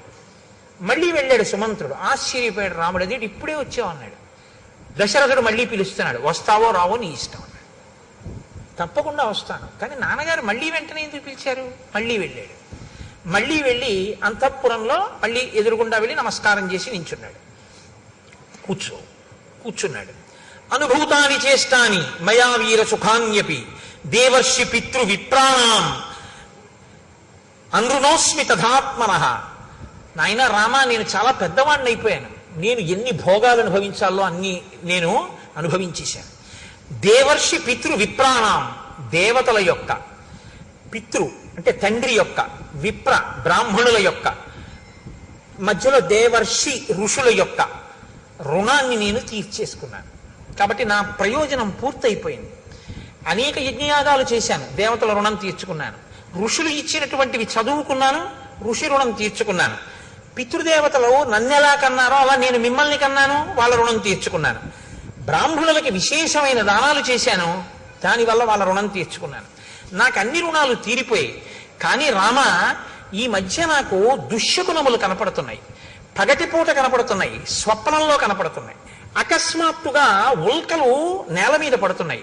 నా జాతకంలోకి సూర్యాంగారక రాహుభి, సూర్యుడు, అంగారకుడు, రాహువు ముగ్గురు కూడా నా జన్మ నక్షత్రాన్నంతటినీ కూడా ఆక్రమించి ఉన్నారు. కాబట్టి నేను ఉంటానా ఉండనా అన్నది అనుమానాస్పదం. నేను ఎంతకాలం ఉంటానో తెలియదు. దానితో పాటు నీతో ఒక మాట చెప్తాను. తద్యావదేవమే చేతో న విముంచతి రాఘవ తావదేవాభిషించస్వ చలాహి ప్రాణినామ్మతి. రామ, నిన్ను పిలిచి పట్టాభిషేకం చేస్తానన్నాను కదా రేపు పొద్దున్నే, అలా చెయ్యాలని అనుకుంటున్నాను. కానీ మనుష్యుల యొక్క మనస్సులున్నాయి చూసావు, ఇవి మారిపోతుంటాయి. కాబట్టి నా మనసు మళ్ళీ మారకముందే ఈ యవరాజ్య పట్టాభిషేకం అయిపోని. అలా ఎందుకు మారుతుంది నాన్నగారు మీ మనస్సు? అడగడు రాముడు. మారితే ఏమవుతుంది? ఇవ్వకపోతే ఏమవుతుంది? నేను ఆయన కొడుకునే, నాకు తండ్రి అంతే. కాబట్టి ఇంకెందుకు? నాకు ధర్మం ఏమిటి? నాన్నగారు చెప్తే రాజ్యం పుచ్చుకోవడం, నాన్నగారు వద్దంటే మానేయడం. కాబట్టి నా కలర్ ఏమిటి? ఊరుకుంటాడే. ఎవరు తొట్టుపడిపోతున్నాడు? దశరథుడు తొట్టుపడిపోతున్నాడు. ఇంకొక మాట అన్నాడు దాంతో పాటు, నాయన విప్రోషితశ్చ భరతో యవదేవ పురాదిత తావదేవాభిషేకస్తే ప్రత్తకాలో మతో మమ కామం ఖలు సతాం వృత్తే భ్రాతాతే భరతస్థిత జ్యేష్ఠానువర్తీ ధర్మాత్మ సానుక్రోశో జితేంద్రియ కింటు చిత్తం మనుష్యాణం అనిత్యమితి మే మతి సతాం తు ధర్మ నిత్యానాం కృతశోభిత రాఘవ. భరతుడు చాలా దూరదేశంలో ఉన్నాడు, వాళ్ళ తాతగారి దగ్గర ఉన్నాడు ప్రస్తుతం. భరతుడు వాళ్ళ మేనమామ గారి ఇంటి నుంచి అయోధ్యకి వచ్చే లోపలే నీ పట్టాభిషేకం అయిపోవాలి. అంటే చిన్న విషయాన్ని బయట పెట్టాడు ఇక్కడ. భరతుడు వచ్చే లోపల ఎందుకు అయిపోవాలి? రాముడి తర్వాత వాడు భరతుడు. కానీ భరతుడికి రాజ్యం ఇవ్వవలసిన అవసరం ఉందన్నమాట. ఏదో రాముడు ఉండగా భరతుడికి ఎందుకు ఇవ్వాలి అంటే, భరతుడికి రాజ్యం ఇస్తానని దశరథుడు ఏదో మాట ఇచ్చి ఉండాలి. భరతుడికి ఆ మాట ఇచ్చినట్టు రామాయణంలో లేదు కాబట్టి భరతుణ్ణి కన్నా తల్లికి ఇచ్చి ఉండాలి, లేకపోతే ఆ పిల్లని తనకి ఇచ్చిన వాళ్ళకి ఇచ్చి ఉండాలి. అది వాళ్ళకి తెలియకుండా ఈ పట్టాభిషేకం అయిపోవాలి. ఎందుకంటే ఇప్పుడు పిల్లలు పుట్టాక రాముడి మీద వ్యామోహం పెరిగింది. పెద్దవాడు ధర్మాత్ముడు, ఏది చూసి రాముడికి ఇవ్వకుండా ఉండను. అందుకని ఇప్పుడు రాముడికి ఇచ్చేయడానికి, భరతుడికి ఇవ్వకుండా ఉండడానికి భరతుడు రాకుండా చేసేస్తాను అంటూ, నాయన అతను చాలా మంచివాడు, నిన్ను అనువర్తిస్తాడు, జ్యేష్ఠుడంటే ప్రేమ ఉన్నవాడు, గౌరవం ఉన్నాడు, భరతుడు తక్కువవాడని నేను అన్న, చాలా మంచివాడు. కానీ రామ ఏం చెప్పగలం, ఎవరి మనసులు ఎప్పుడు ఎలా ఉంటాయో అంటే. లోపల ఏమిటంటే, ఒకవేళ భరతుడికి రాజ్యం ఇమ్మని ఎవరైనా అడిగినా నువ్వు మాట ఇచ్చావు కదా ఈ అన్నా, అలా నాకు అక్కర్లేదు రాముడికే ఇవ్వండి భరతుడు అంటాడని ఒక నమ్మకం. ఏమో రాజ్యం కదా, మీరు మాట ఇచ్చారు కదా నాన్నగారు నాకే చేయండి అంటాడేమో అని భయం. అందుకని ఎవరి మనసులు ఎలా ఉంటాయో అన్నాడు. అని మళ్ళీ అన్నాడు, బయలుదేరు వెళ్ళి ఉపవాసం చేయి, రేపు పొద్దున్న ఇచ్చేస్తాను, పట్టాభిషేకం చేసేస్తాను. అంటే ఎంత కదిలిపోతున్నాడో దశరథుడు. ఆ రాత్రి దశరథుడి జీవితంలో ఎంత భయం తొట్టుపాటు ఉన్న రాత్రో మీరు గమనించండి. కానీ మళ్ళీ వశిష్ఠ మహర్షిని పిలిచాడు. సీతారాములకి ఉపవాసం చెయ్యమని చెప్పావా, వెళ్ళు చెప్పిరా అన్నాడు. ఆయన ప్రత్యేక రథం వేసుకుని రాముడి అంతఃపురానికి వెళ్ళారు. వశిష్ఠ మహర్షే వచ్చారని తెలుసుకుని రామచంద్రమూర్తి గబగబా బయటికి వెళ్ళి వశిష్ఠ మహర్షికి నమస్కారం చేసి చెయ్యిచ్చి రథంలోంచి కిందకి దింపారు గౌరవానికి. దింపి లోపలికి తీసుకెళ్లారు, కూర్చోపెట్టారు. ఆయన అన్నారు, ఇత్యుక్త్వా సతదారామం ఉపవాసం యతవ్రతం మంత్రవత్కారయామాస వైదేహ్యా సహితం ముని. నాయనా నీకో మంత్రం ఇస్తున్నాను, నువ్వు ఉపవాసం చెయ్యి అన్నారు. మనకి ఇవాళ రేపు ఉపవాసం అంటే ఏమిటి అంత అల్లరి ఉంటుందా అనిపిస్తుంది మనకి. కానీ చిత్రం ఏమిటో తెలుసా అండి, అసలు ఉపవాసం అన్న మాట ఎందుకు వచ్చిందో మీరు తెలుసుకోవాల్సి ఉంటుంది. ఉప అంటే సమీపమునందు, వసి అంటే నివసించుట. ఉపవాసము అనేటటువంటిది ఎప్పుడు పడితే అప్పుడు చెయ్యమని శాస్త్రం చెప్పలేదు. ఇది మీరు బాగా గమనించాలి. మొదట ఉపవాసము అన్నది ఎందుకు వచ్చిందో తెలుసా అండి, బాధను గుర్తెరుగుట కొరకు. ఇది ముందు తెలుసుకోవాలి. ఎందుకు గుర్తెరుగుట కొరకు అంటే, తినగలిగి తినకూడదు. మీరు తినగలరు, ఆకలి ఉంది కానీ తినరు. ఇప్పుడు బాధ వేస్తుందా వేద, ఆకలి వేస్తుందా వేద, వేసేస్తుందా టైంకి, కానీ మీరు తినరు. ఇప్పుడు నీరసంగా ఉంటుందా ఉండదా, ఉంటుంది.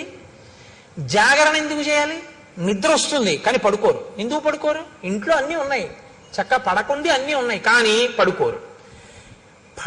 పడుకోకపోతే ఉండే బాధ ఏమిటో అనుభవిస్తారు, అన్నం తినకపోతే ఉండే బాధ ఏమిటో అనుభవిస్తారు. ఈ రెండు ఎందుకు అనుభవిస్తారు ఉపవాసంలో అని చెప్పారో తెలుసా అండి. శరీరంలోంచి జీవుడు నిష్క్రమిస్తాడు, ఏదో ఒకనాడు వెళ్ళిపోవాలి తప్పదు, ఇందులోంచి వెళ్ళిపోతాడు. వెళ్ళిపోయినప్పుడు బాధతో వెళతాడు తప్ప సంతోషంతో వెళ్ళడు. వెళ్ళిపోయేటప్పుడు చాలా సుఖంగా ఉంటుందని మీరు అనుకోవద్దు, చాలా బాధగానే ఉంటుంది. వినిర్ముక్తం అయ్యేటప్పుడు ఒక్కొక్కసారి 1,00,000 తేళ్లు కుట్టిన బాధ ఉంటుందని చెప్పారు. ఆ వినిర్ముక్తమైనప్పుడు బాధలో ఈశ్వరుడు ఎలా గుర్తొస్తాడు మీకు, ప్రయత్నపూర్వకంగా బాధలో ఈశ్వర స్మరణ మీరు అలవాటు చేసుకోవాలి. కాబట్టి తినగలిగి తినకుండా ఈశ్వర స్మరణ, పడుకోగలిగి పడుకోకుండా ఈశ్వర స్మరణ, అది జాగరణ ఉపవాసం. అది అందుకొచ్చింది. అది మీ ఇష్టం వచ్చినట్టు చేశారనుకోండి, ఈ శరీరాన్ని బాధ పెట్టిన పాపం మీ ఖాతాలో వేస్తారు. మరి ఉపవాసం ఎప్పుడు చెయ్యాలి, మీ ఇష్టం కాదు, శాస్త్రం నిర్ణయం చేసింది ఎప్పుడు చెయ్యాలో. ఒక్క ఏకాదశి నాడు మాత్రమే ఉపవాసం చెయ్యాలి. ఏకాదశి తిథి ఉపవాసం, ద్వాదశి పారణ. సూర్యోదయం అవగానే ఎంత తొందరగా వీలైతే అంత తొందరగా భోజనం చేసేయాలి. యంత్రాలని కూడా ఏం చేస్తామంటే షట్ డౌన్ అని ఆఫ్ చేస్తారు కొన్నాళ్ళు. ఓ 2 రోజులు విశ్రాంతిని ఇస్తారు, ఘర్షణ పుట్టేస్తుందని. మీరు ఈ శరీరంలో కొన్నింటిని ఆపడం మీ తరం కాదు, ఆపకూడదు కూడా. గుండె ఆపుతానంటే 2 రోజులు రెస్ట్ ఇస్తానంటే కుదరదు, ఊపిరితిత్తులు ఆపుతానంటే కుదరదు.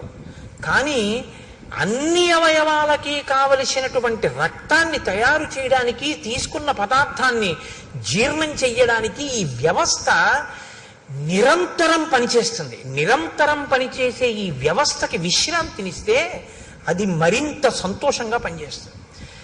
ఈ శరీరానికి అన్నం ఇవ్వడం ఆపి భగవత్ కీర్తనామృతంతో దీన్ని నింపుతారు. ఆ ఉపవాసం అన్నాడు.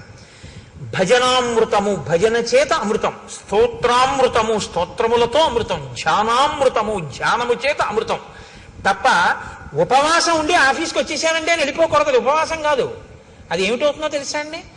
తినగలిగి తినకుండా ఉండి ఒకనాడు కిందటి జన్మలో నువ్వు అన్నం తించదు అనుకుంటే ఆ వ్యవధిలో ఉపవాసం ఉండాలి. ఏదో ఒక ఆయన ఉన్నాడు, ఒక 6 గంటల కన్నా ఆయన తినకుండా ఉండకూడదు. కాబట్టి ఇప్పుడు 6 గంటలు మాత్రమే ఉండి శరీరము పడిపోకుండా నిలబెట్టడానికి వీలైనటువంటి సాత్విక పదార్థంతో శరీరాన్ని నింపాలి. ఎంత తింటే కన్ను పడిపోతుందో, ఆవలింత వస్తుందో అంత తినకుండా, ఎంత తింటే కడుపు నిండిపోయి కన్ను పడిపోకుండా ఉండి శరీరం నిలబడుతుందో, ఈశ్వరారాధనకి యోగ్యతతో ఉంటుందో అంత మాత్రమే పెట్టాలి. అంటే ఒక యాపిల్ పండు తిను, ఒక గ్లాసు పాలు తాగు, తప్పులేదు. అసలండి నేను ఉపవాసం, నేను స్పృహ తప్పిపోయినా తినను, నా షుగర్ రేటింగ్ పడిపోయి నేను కోమాలోకి వెళ్ళిపోయినా తిన్నో అన్నారనుకోండి, అది ఉపవాసము కాదు.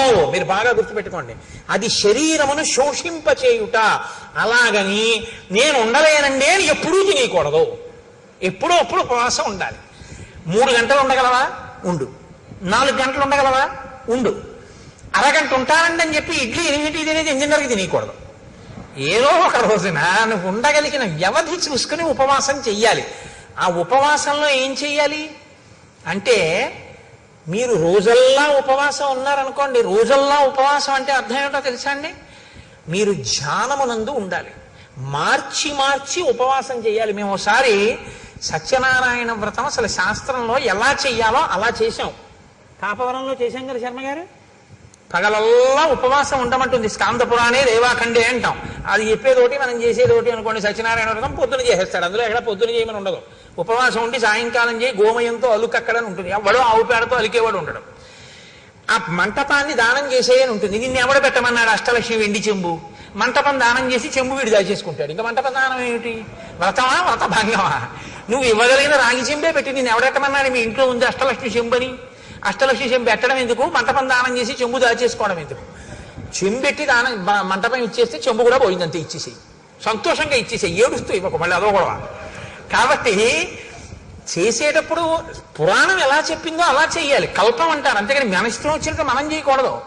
పగలంతా ఉపవాసం ఉండుట అంటే మార్చి మార్చి ఈశ్వర సేవ చేస్తూ ఆయనకు దగ్గరగా ఉండాలి.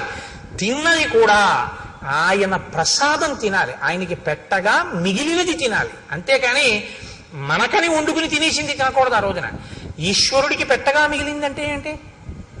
4 సమోసాలు నైవేద్యం పెట్టానండి తిన్నానండి అనకూడదు. ఈశ్వరుడికి పెట్టగా మిగిలిందంటే ఏమిటో తెలుసా అండి? చెరువు ఎప్పుడూ మిగలకుండా ఉండకూడదని శాస్త్రం కదండి. హవిష్యం యజ్ఞం చేసేటప్పుడు, హోమం చేసేటప్పుడు సరిపోయేటంత ఉండకూడదు, కొంచెం ఎక్కువ ఉండాలి. హవిష్య పాత్రలో హవిష్యం మిగలాలి ఎప్పుడు కూడా. అది వేస్తారు. మిగిలిన హవిష్యం ఉంటుంది, దానికి రుచి ఏమి ఉండదు. అదేం దాంట్లో మిరియాలు ఉప్పు కారం అన్నీ వేసుకుని ఏం తయారు చేసుకోవాలి, ఏదో కమ్మగా ఉంటుంది అంతే, పచనం చేసి ఉంటుంది. అది దాన్ని ఇంట్లో హోమం చేసి, హోమం చేసేసిన తర్వాత పాత్రలో మిగిలిపోయిన హవిష్యం ఏది ఉంటుందో దాన్ని తినాలి ఆ రోజున. అందుకే ఓ మాట అంటారు, స్వామి పుష్కరిణీ స్నానం సద్గురో పాదసేవనం ఏకాదశి వ్రతంచా పీత్రయం అత్యంత దుర్లభం. ఏకాదశి వ్రతం ఎవడు చెయ్యడరా అంటారు. ఇదే కారణం. ఇలా చేస్తే ఒక్క ఏకాదశి వాడి జీవితం సంస్కరింపబడుతుందంటారు, ఈశ్వరానుగ్రహం కలుగుతుందని. కాబట్టి ఉపవాసం ఏమిటో చెప్పిరా నా కొడుక్కి కోడలకి అన్నాడు. ఎందుకు చెప్పాలి? మా అబ్బాయికి తెలుసు, మా కోడలికి తెలియదు. మా అబ్బాయి చేత మా కోడలికి చెప్పిస్తే, అమ్మ బాబోయ్ ఇవాళ ఉపవాసమా అంటే మావాడు చిన్నపుచ్చుకుంటాడు. కులగురువులు కదా, ఇద్దరినీ కూర్చోబెట్టి నువ్వు చెప్పాలి ఇలా చెయ్యండి అని. ఏమో తెలుసున్నది ఎక్కడైనా సరిగ్గా ఆచరించలేకపోతాడో, ఈశ్వరానుగ్రహం రాముడికి బాగా ఉండాలి, ఉపవాసం చెయ్యాలి, అందుకని వెళ్ళు. ఉపవాసం చేసిన రోజు రాత్రి భార్యతో కలిసే పడుకోవాలి, కానీ మనసు కదలకూడదు. మనసు కదలకుండా పడుకోవాలంటే పూజామందిరంలో పడుకోవాలి. పూజామందిరంలో దర్భాసనం వేసుకుని పడుకోవాలి భార్యతో కలిసి. తప్ప ఆవిడతో కలిసి పడుకుంటే నా ఉపవాసం పాడైపోతుందండి అని ఇద్దరు చెరోగదిలో పడుకోకూడదు. ఇంకా నువ్వు ధర్మబద్ధమైన దాంపత్యం ఏం చేస్తావు? దర్భాసనం వేసుకుని ఇద్దరు పూజామందిరంలో పడుకుంటే ఆవిడ నీ పక్కనున్నా నీ మనసు కదలకూడదు. ఈశ్వర పాదముల దగ్గర నేను పడుకున్నాను, ఉపవసించి ఉన్నానని పడుకోవాలి. ఇది ఉపవాసం అని చెప్పిరా వశిష్ఠ. అలా మా వాడు చేస్తే బాగా ఈశ్వరానుగ్రహం కలుగుతుంది. కలిగితే నేను అనుకున్న సంకల్పం నెరవేరుతాను. నెరవేరితే రేపు వాడికి పట్టాభిషేకం అయిపోతుంది. అయిపోతే అమ్మయ్య నాకు పెద్ద బరువు తీరిపోతుంది. రాముడి వైపు నుంచి ఈశ్వరానుగ్రహాన్ని పరిపుష్టం చేస్తున్నాడు దశరథుడు. చేస్తున్నాడా, మనకి నేర్పుతున్నాడా ఉపవాసం అంటే ఏమిటో? మనకి అంటే మీరు నేర్చుకోక్కర్లేదు, మీరు పెద్దలు, మీకు అన్ని తెలుసు. నాబోటి గారి గురించి నేను మాట్లాడేది. కాబట్టి ఉపవాసం అంటే ఏమిటో తెలుసుకోవాలంటే మనం రామాయణం అయోధ్యకాండ చదవాలి. మీరు ఏ చిన్న విషయాన్ని తెలుసుకోవాలన్నా రామాయణంలోకే చూడాలి. రామాయణంలో ఉండని ధర్మం మీకేం ఉండదు. కాబట్టి ఉపవాసం అంటే ఇది అని తెలుసుకుని చేస్తే అది ఉపవాసం, అది తెలుసుకోకుండా చేస్తే ఇంకోలా ఉంటాయి ఉపవాసాలు. కాబట్టి వెళ్ళవయ్యా, వెళ్ళి అలా చేయించు అన్నారు. ఇప్పుడు రాముడు ఏం చేశాడు అన్నారు అంటే, మహానుభావుడు ఆయన శేషంచ హవిషస్తస్య ప్రాశ్యాశా స్వాత్మన ప్రియం. ఆయన రాత్రి పడుకున్నప్పుడు దర్భాసనం వేసుకుని భార్యతో కలిసి దేవాలయంలో పడుకున్నాడు, విష్ణు భగవానుడి దేవాలయంలో. ఉదయం వేళ స్నానం చేసి గాయత్రి చేసి సంధ్యావందనం చేసుకుని, రాత్రి కదండి చెప్పాడు ఉపవాసం చేయమని. అందుకని ఆ రాత్రి ఉపవాసం చెయ్యాలంటే పదార్థం తినాలి కాబట్టి హోమం చేసి శ్రీమన్నారాయణుడి పేరు మీద యాగం చేసి ఆ యాగానికి వండినటువంటి హవిష్య పాత్రలో మిగిలినటువంటి హవిష్యాన్ని రాముడు తిన్నాడు. రాముడు తిన్నాడు అని చెప్తే సీతమ్మ కూడా తిన్నట్టే. వాళ్ళిద్దరూ ఆ హవిష్యాన్ని తిన్నారు. అర్థం లేని అనుమానాలు చాలా ఎక్కువ. అసలు సిద్ధాంతం తెలుసుకోరు. దీపంలో 2 ఒత్తులు వేయాలా 3 ఒత్తులు వేయాలా, బతికున్నన్నాళ్ళు అదే అనుమానం. లేకపోతే ఉపవాసం అంటే యాపిల్ పండు తినచ్చా సమోసా తినచ్చా. నాకు ఆశ్చర్యంగా ఉంటుంది. ఒకసారి వెంకటాచలం వెళితే నేను ప్రసాదాలలో ఉచిత ప్రసాదం ఇచ్చే దగ్గర ఒక ఆవిడ తీసుకుని నాకు ఇచ్చేసింది. ఇచ్చేస్తే నేను అనుకున్నాను, ఏమమ్మా మీరు పులిహార తినరా ఏమన్నాను అంటే, కాదండి నేను ఇవాళ ఉపవాసం అంది. ఆవిడ ఉపవాసం అంట వెంకటేశ్వర స్వామి ప్రసాదమే తిందట. ఏం ఉపవాసం, దేనికి చేస్తున్నట్టు ఉపవాసం? ఉపవాసం ఈశ్వరానుగ్రహం కోసం. ఈశ్వరానుగ్రహమే ప్రసాదం. ప్రసాదమునకు ఈశ్వరానుగ్రహం ప్రసాద రూపంలో ఇస్తారు మీకు. అది తింటే అదే మీ మనసు అవుతుంది. మనసులో బుద్ధి వస్తుంది, బుద్ధి వలన ఆలోచన వస్తుంది, ఆలోచన వలన ఈశ్వరానుగ్రహంతో కూడిన ఆలోచన వలన మీ ఆపదకి పరిష్కారం దొరుకుతుంది, పరిష్కారం వల్ల మీరు గట్టెక్కుతారు. కాబట్టి ప్రసాదం తినండి అంటారు. ప్రసాదం వదిలేస్తే సత్యనారాయణ స్వామి వారి వ్రతకథలో కూతురు అల్లుడు గారి పడవ మామగారి పడవ మునిగిపోయాయి అంటారు. అంటే ఆ శాడిస్తే ఆ సత్యనారాయణ స్వామి ప్రసాదం తినని వాడు ఎవడు పడవలు ముంచేద్దాం చూస్తాడనే దాని అర్థం. అంటే ఈశ్వరానుగ్రహాన్ని వదిలేసుకుంది కాబట్టి పడవ మునిగిపోయింది, పుచ్చుకుంది కాబట్టి లేచింది. ప్రసాదం అనగా ఈశ్వరానుగ్రహము, అది తెలుసుకో. కాబట్టి ఇప్పుడు ప్రసాదము అంటే నిబద్ధత, ఈశ్వరానుగ్రహం తినాలి. కాబట్టి హోమం చేసిన తర్వాత మిగిలిన హవిష్యాన్ని, ఉపవాసం అంటే ఇంత వండు తినకూడదు, ఇంత వండి మిగిలినటువంటి ఇంత చెరో కబలం పుచ్చుకున్నారు. పుచ్చుకుని ఏం చేశారు? చక్కగా భూత్వానియతమానస శ్రీమత్యాయతనే విష్ణోహో శిష్యే నరవరాత్మజ. శ్రీ మహావిష్ణువు యొక్క దేవాలయంలో స్వామి పాదాల దగ్గర దర్భాసనం వేసుకుని సీతారాములిద్దరూ పడుకున్నారు ఆ రాత్రి. మరునాడు ఉదయం ఒక జాము ఉందనగానే లేచాడు, స్నానం చేశాడు, సంధ్యావందనం చేసుకున్నాడు, మనసు నిలబెట్టాడు, గాయత్రీ జపం చేశాడు. ఇంకా ఆ రాత్రి పూర్తయింది. పట్టాభిషేకం కోసం నాన్నగారి దగ్గరికి అంతఃపురానికి వెడతాడు. ఇది సీతారాములకు గడిచిన రాత్రి. అదే రాత్రి పౌరులకు ఎలా గడిచింది? వశిష్ఠ మహర్షి రాత్రి ఉపవాసం గురించి చెప్పి వెళ్ళిపోతున్నారట. రోడ్లు వచ్చేటప్పుడు విశాలంగా ఉన్నాయి, వెళ్ళేటప్పుడు ఇరుగ్గా ఉన్నాయి అన్నారు. ఎందుకని? ఇళ్లలో వాళ్ళందరూ వీధిలోకి వచ్చారు. ఎందుకు వచ్చారు? ఒరే మీరు విన్నారా, పట్టాభిషేకం ప్రకటించేశారట, రామచంద్రమూర్తికి పట్టాభిషేకంట, తెల్లవారితే పట్టాభిషేకంట. అందరూ బయటకు వచ్చేశారు, ముగ్గులు పెట్టేశారు, దీప వృక్షాలు పెట్టేశారు. రేపు అంతా అవుతుందో ఏమిటో, బాగా కనపడాలి కదా, దీపాలతో వృక్షాలు పెట్టేశారు, ఇంటింటా పతాకాలు ఎత్తేశారు, ముగ్గులు వేసేశారు, పండగలు చేసేశారు. రాత్రికి రాత్రి నటులందరూ నాటకాలు వేసేశారు, గాయకులు పాటలు పాడేశారు, నృత్యం చేసేవాళ్ళు నృత్యం చేసేస్తున్నారు, పిల్లలు కేరింతలు కొట్టేస్తున్నారు. నలుగురు కలిస్తే రామో రామో రామ, ఏమి రాముడు ఏమి రాముడు, రాముడికి పట్టాభిషేకం, రేపే యమరాజ్య పట్టాభిషేకం, రామచంద్రమూర్తికి పట్టాభిషేకం అవుతుంది. భద్రగజం మీద ఇదిగో తెల్లగొడుగు మీద ఇలాగే పెడతాడు, మనందరం పెడతాం. ఆహా ఏమి భాగ్యం ఏమి భాగ్యం. ఎక్కడ చూసిన జనం, దాని మధ్యలో నదిని మధ్యలోంచి చీల్చినట్టు వశిష్ఠుడి రథం జనం మధ్యలోంచి వెళ్తే అటు ఇటు తప్పుకున్నారట. అంటే అకస్మాత్తుగా విన్నా రేపే కళ్యాణం అంటే పరమ ప్రీతితో మీ అందరూ ఇవాళ వచ్చేసినట్టు. రేపే పట్టాభిషేకం అంటే ఇంట్లో ఉన్న వాళ్ళందరూ వీధుల్లోకి వచ్చి ఎవరూ చెప్పకుండా పతాకాలు ఎగరేసేశారు, ముగ్గులు ఎట్టేశారు, దీపవృక్షాలు పెట్టేశారు. అందరూ పాడేసుకున్నారు, ఆడేసుకున్నారు, సంతోషపడిపోయారు. రేపు బాధ్యత పడిపోతుందేమో దీపస్తంభాలు పెట్టేశారు. ఇంత ఆనందపడిపోతున్నారంటే రాముడి పట్ల ప్రజలకి ఉన్నట్టు సంతోషం ఎంత గొప్పది. ఇలా ప్రజలకి తెల్లవారింది, ప్రజలకు అలా తెల్లవారింది, రాముడికి సీతమ్మకి అలా తెల్లవారింది, వశిష్ఠుడికి అలా తెల్లవారింది, దశరథుడికి ఎలా తెల్లవారింది. ఇవాళ ఎందుకులేండి, బుగ్గన చుక్క పెట్టుకుని సీతారాములు సంతోషంగా ఉన్నారు కళ్యాణ రాముడై. ఇక్కడ వరకే విందాం. కాబట్టి ఏమవుతుందో ఆయనకే ఉండదు, ఆయన ధర్మాత్ముడు. ఇప్పుడే చెప్పినా ఆయన ఏమనుకోడు, ఆయనకి అన్నీ తెలుసు. కానీ మనమే ఇంకా అంత స్థితికి వెళ్ళిన అలా బుగ్గన చుక్క పెట్టుకుని జీలకర్ర బెల్లం పెట్టి ఉండగా మందర మాట్లాడడం చెప్పడం నా వల్ల కాదు. అందుకని రేపు ఎంత గొప్పగా కథ తిరుగుతుందో ఆ రాత్రి కథని రేపు రాత్రి వివరిస్తాను. ఇప్పుడు మనం ఒక్క 11 మాటలు రామనామ సంకీర్తనం చేద్దాం. తదనంతరం ఏదో ముఖ్య విషయాన్ని హరిప్రసాద్ గారు మీతో మాట్లాడాలనుకుంటున్నారు. అందుకని దయచేసి మీరు అలాగే కూర్చుని ఉండండి. అందులో ఇవాళ ఏదో మందర పుణ్యమాని ముందే వదిలేసావు మమ్మల్ని అనుకుంటున్నారు కాబట్టి,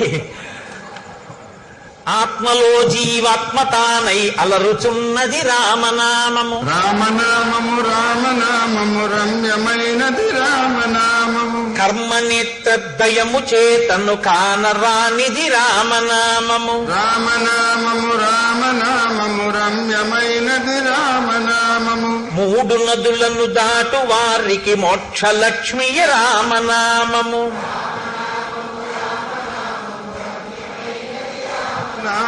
త్రిపుట మధ్యమునందు వెలిగే జ్ఞాన జ్యోతియే రామనామము, రామనామము రామనామము రమ్యమైనది రామనామము, దూరదృష్టియులేని వారికి దుర్లభము శ్రీరామనామము. రామనామము రామనామము అగరత్తులు పెట్టారు ఎక్కడో, కొందరు అడిపోతే నాకు కంఠం పట్టేస్తుంది. బ్రహ్మపుత్రక రాజ్య వీణా పక్షమైనది రామనామము, రామనామము రామనామము రమ్యమైనది రామనామము, పసితనంబున అభ్యసించిన పట్టుబడు శ్రీరామనామము, రామనామము రమ్యమైనది రామనామము, మరణకాలమునందు ముక్తి రమ్యమైనది రామనామము, ప్రణవమను ఓంకారనాద బ్రహ్మమే శ్రీరామనామము, రామనామము రామనామము రమ్యమైనది రామనామము, కోటి జన్మల పాపమెల్లను రూపుమాపును రామనామము, రామనామము రామనామము రమ్యమైనది రామనామము, జన్మ మృత్యు జరాది వ్యాధుల చక్కబరుచును రామనామము, రామనామము రామనామము రమ్యమైనది రామనామము, శిష్ట జనముల దివ్య దృష్టికి స్పష్టమగు శ్రీరామనామము, రామనామము రామనామము రమ్యమైనది రామనామము, గోచరంబగు జగతి లోపల గోప్యమైనది రామనామము, రామనామము రామనామము రమ్యమైనది రామనామము, రజతగిరిపతికి నెప్పుడు రమ్యమైనది శ్రీరామనామము, రామనామము ఆయాస్తు మంగళం మంగళం కోసలేంద్రాయ మహనీయ గుణాత్మనే చక్రవర్తి తనూజ. తులసి అర్చన జరుగుతుంది. మీరందరూ కూడా యథాశక్తి మీకు తులసి అవకాశం ఉన్నంత వరకు కూడా తీసుకొచ్చి స్వామివారి సమర్పించి ఆ కార్యక్రమాన్ని చక్కగా నిర్వహించవలసిందిగా ప్రార్థిస్తున్నాను. అదేవిధంగా ఇందాక గురువు గారు మనవి చేసినట్టుగా రామకోటి పుస్తకాలు మళ్ళీ తెప్పించాం. మీరు కావాల్సిన వాళ్ళు ఆఫీసులో అడిగి తీసుకొని దాన్ని సద్వినియోగం చేయాల్సిందిగా కోరుకుంటున్నాను. రోజు మీ అందరికి కూడా అదే అనుభూతి ఉందని నేను భావిస్తున్నాను. ఎన్నో సీతారామ కళ్యాణాలను మనం చూస్తుంటాం మన జీవితం.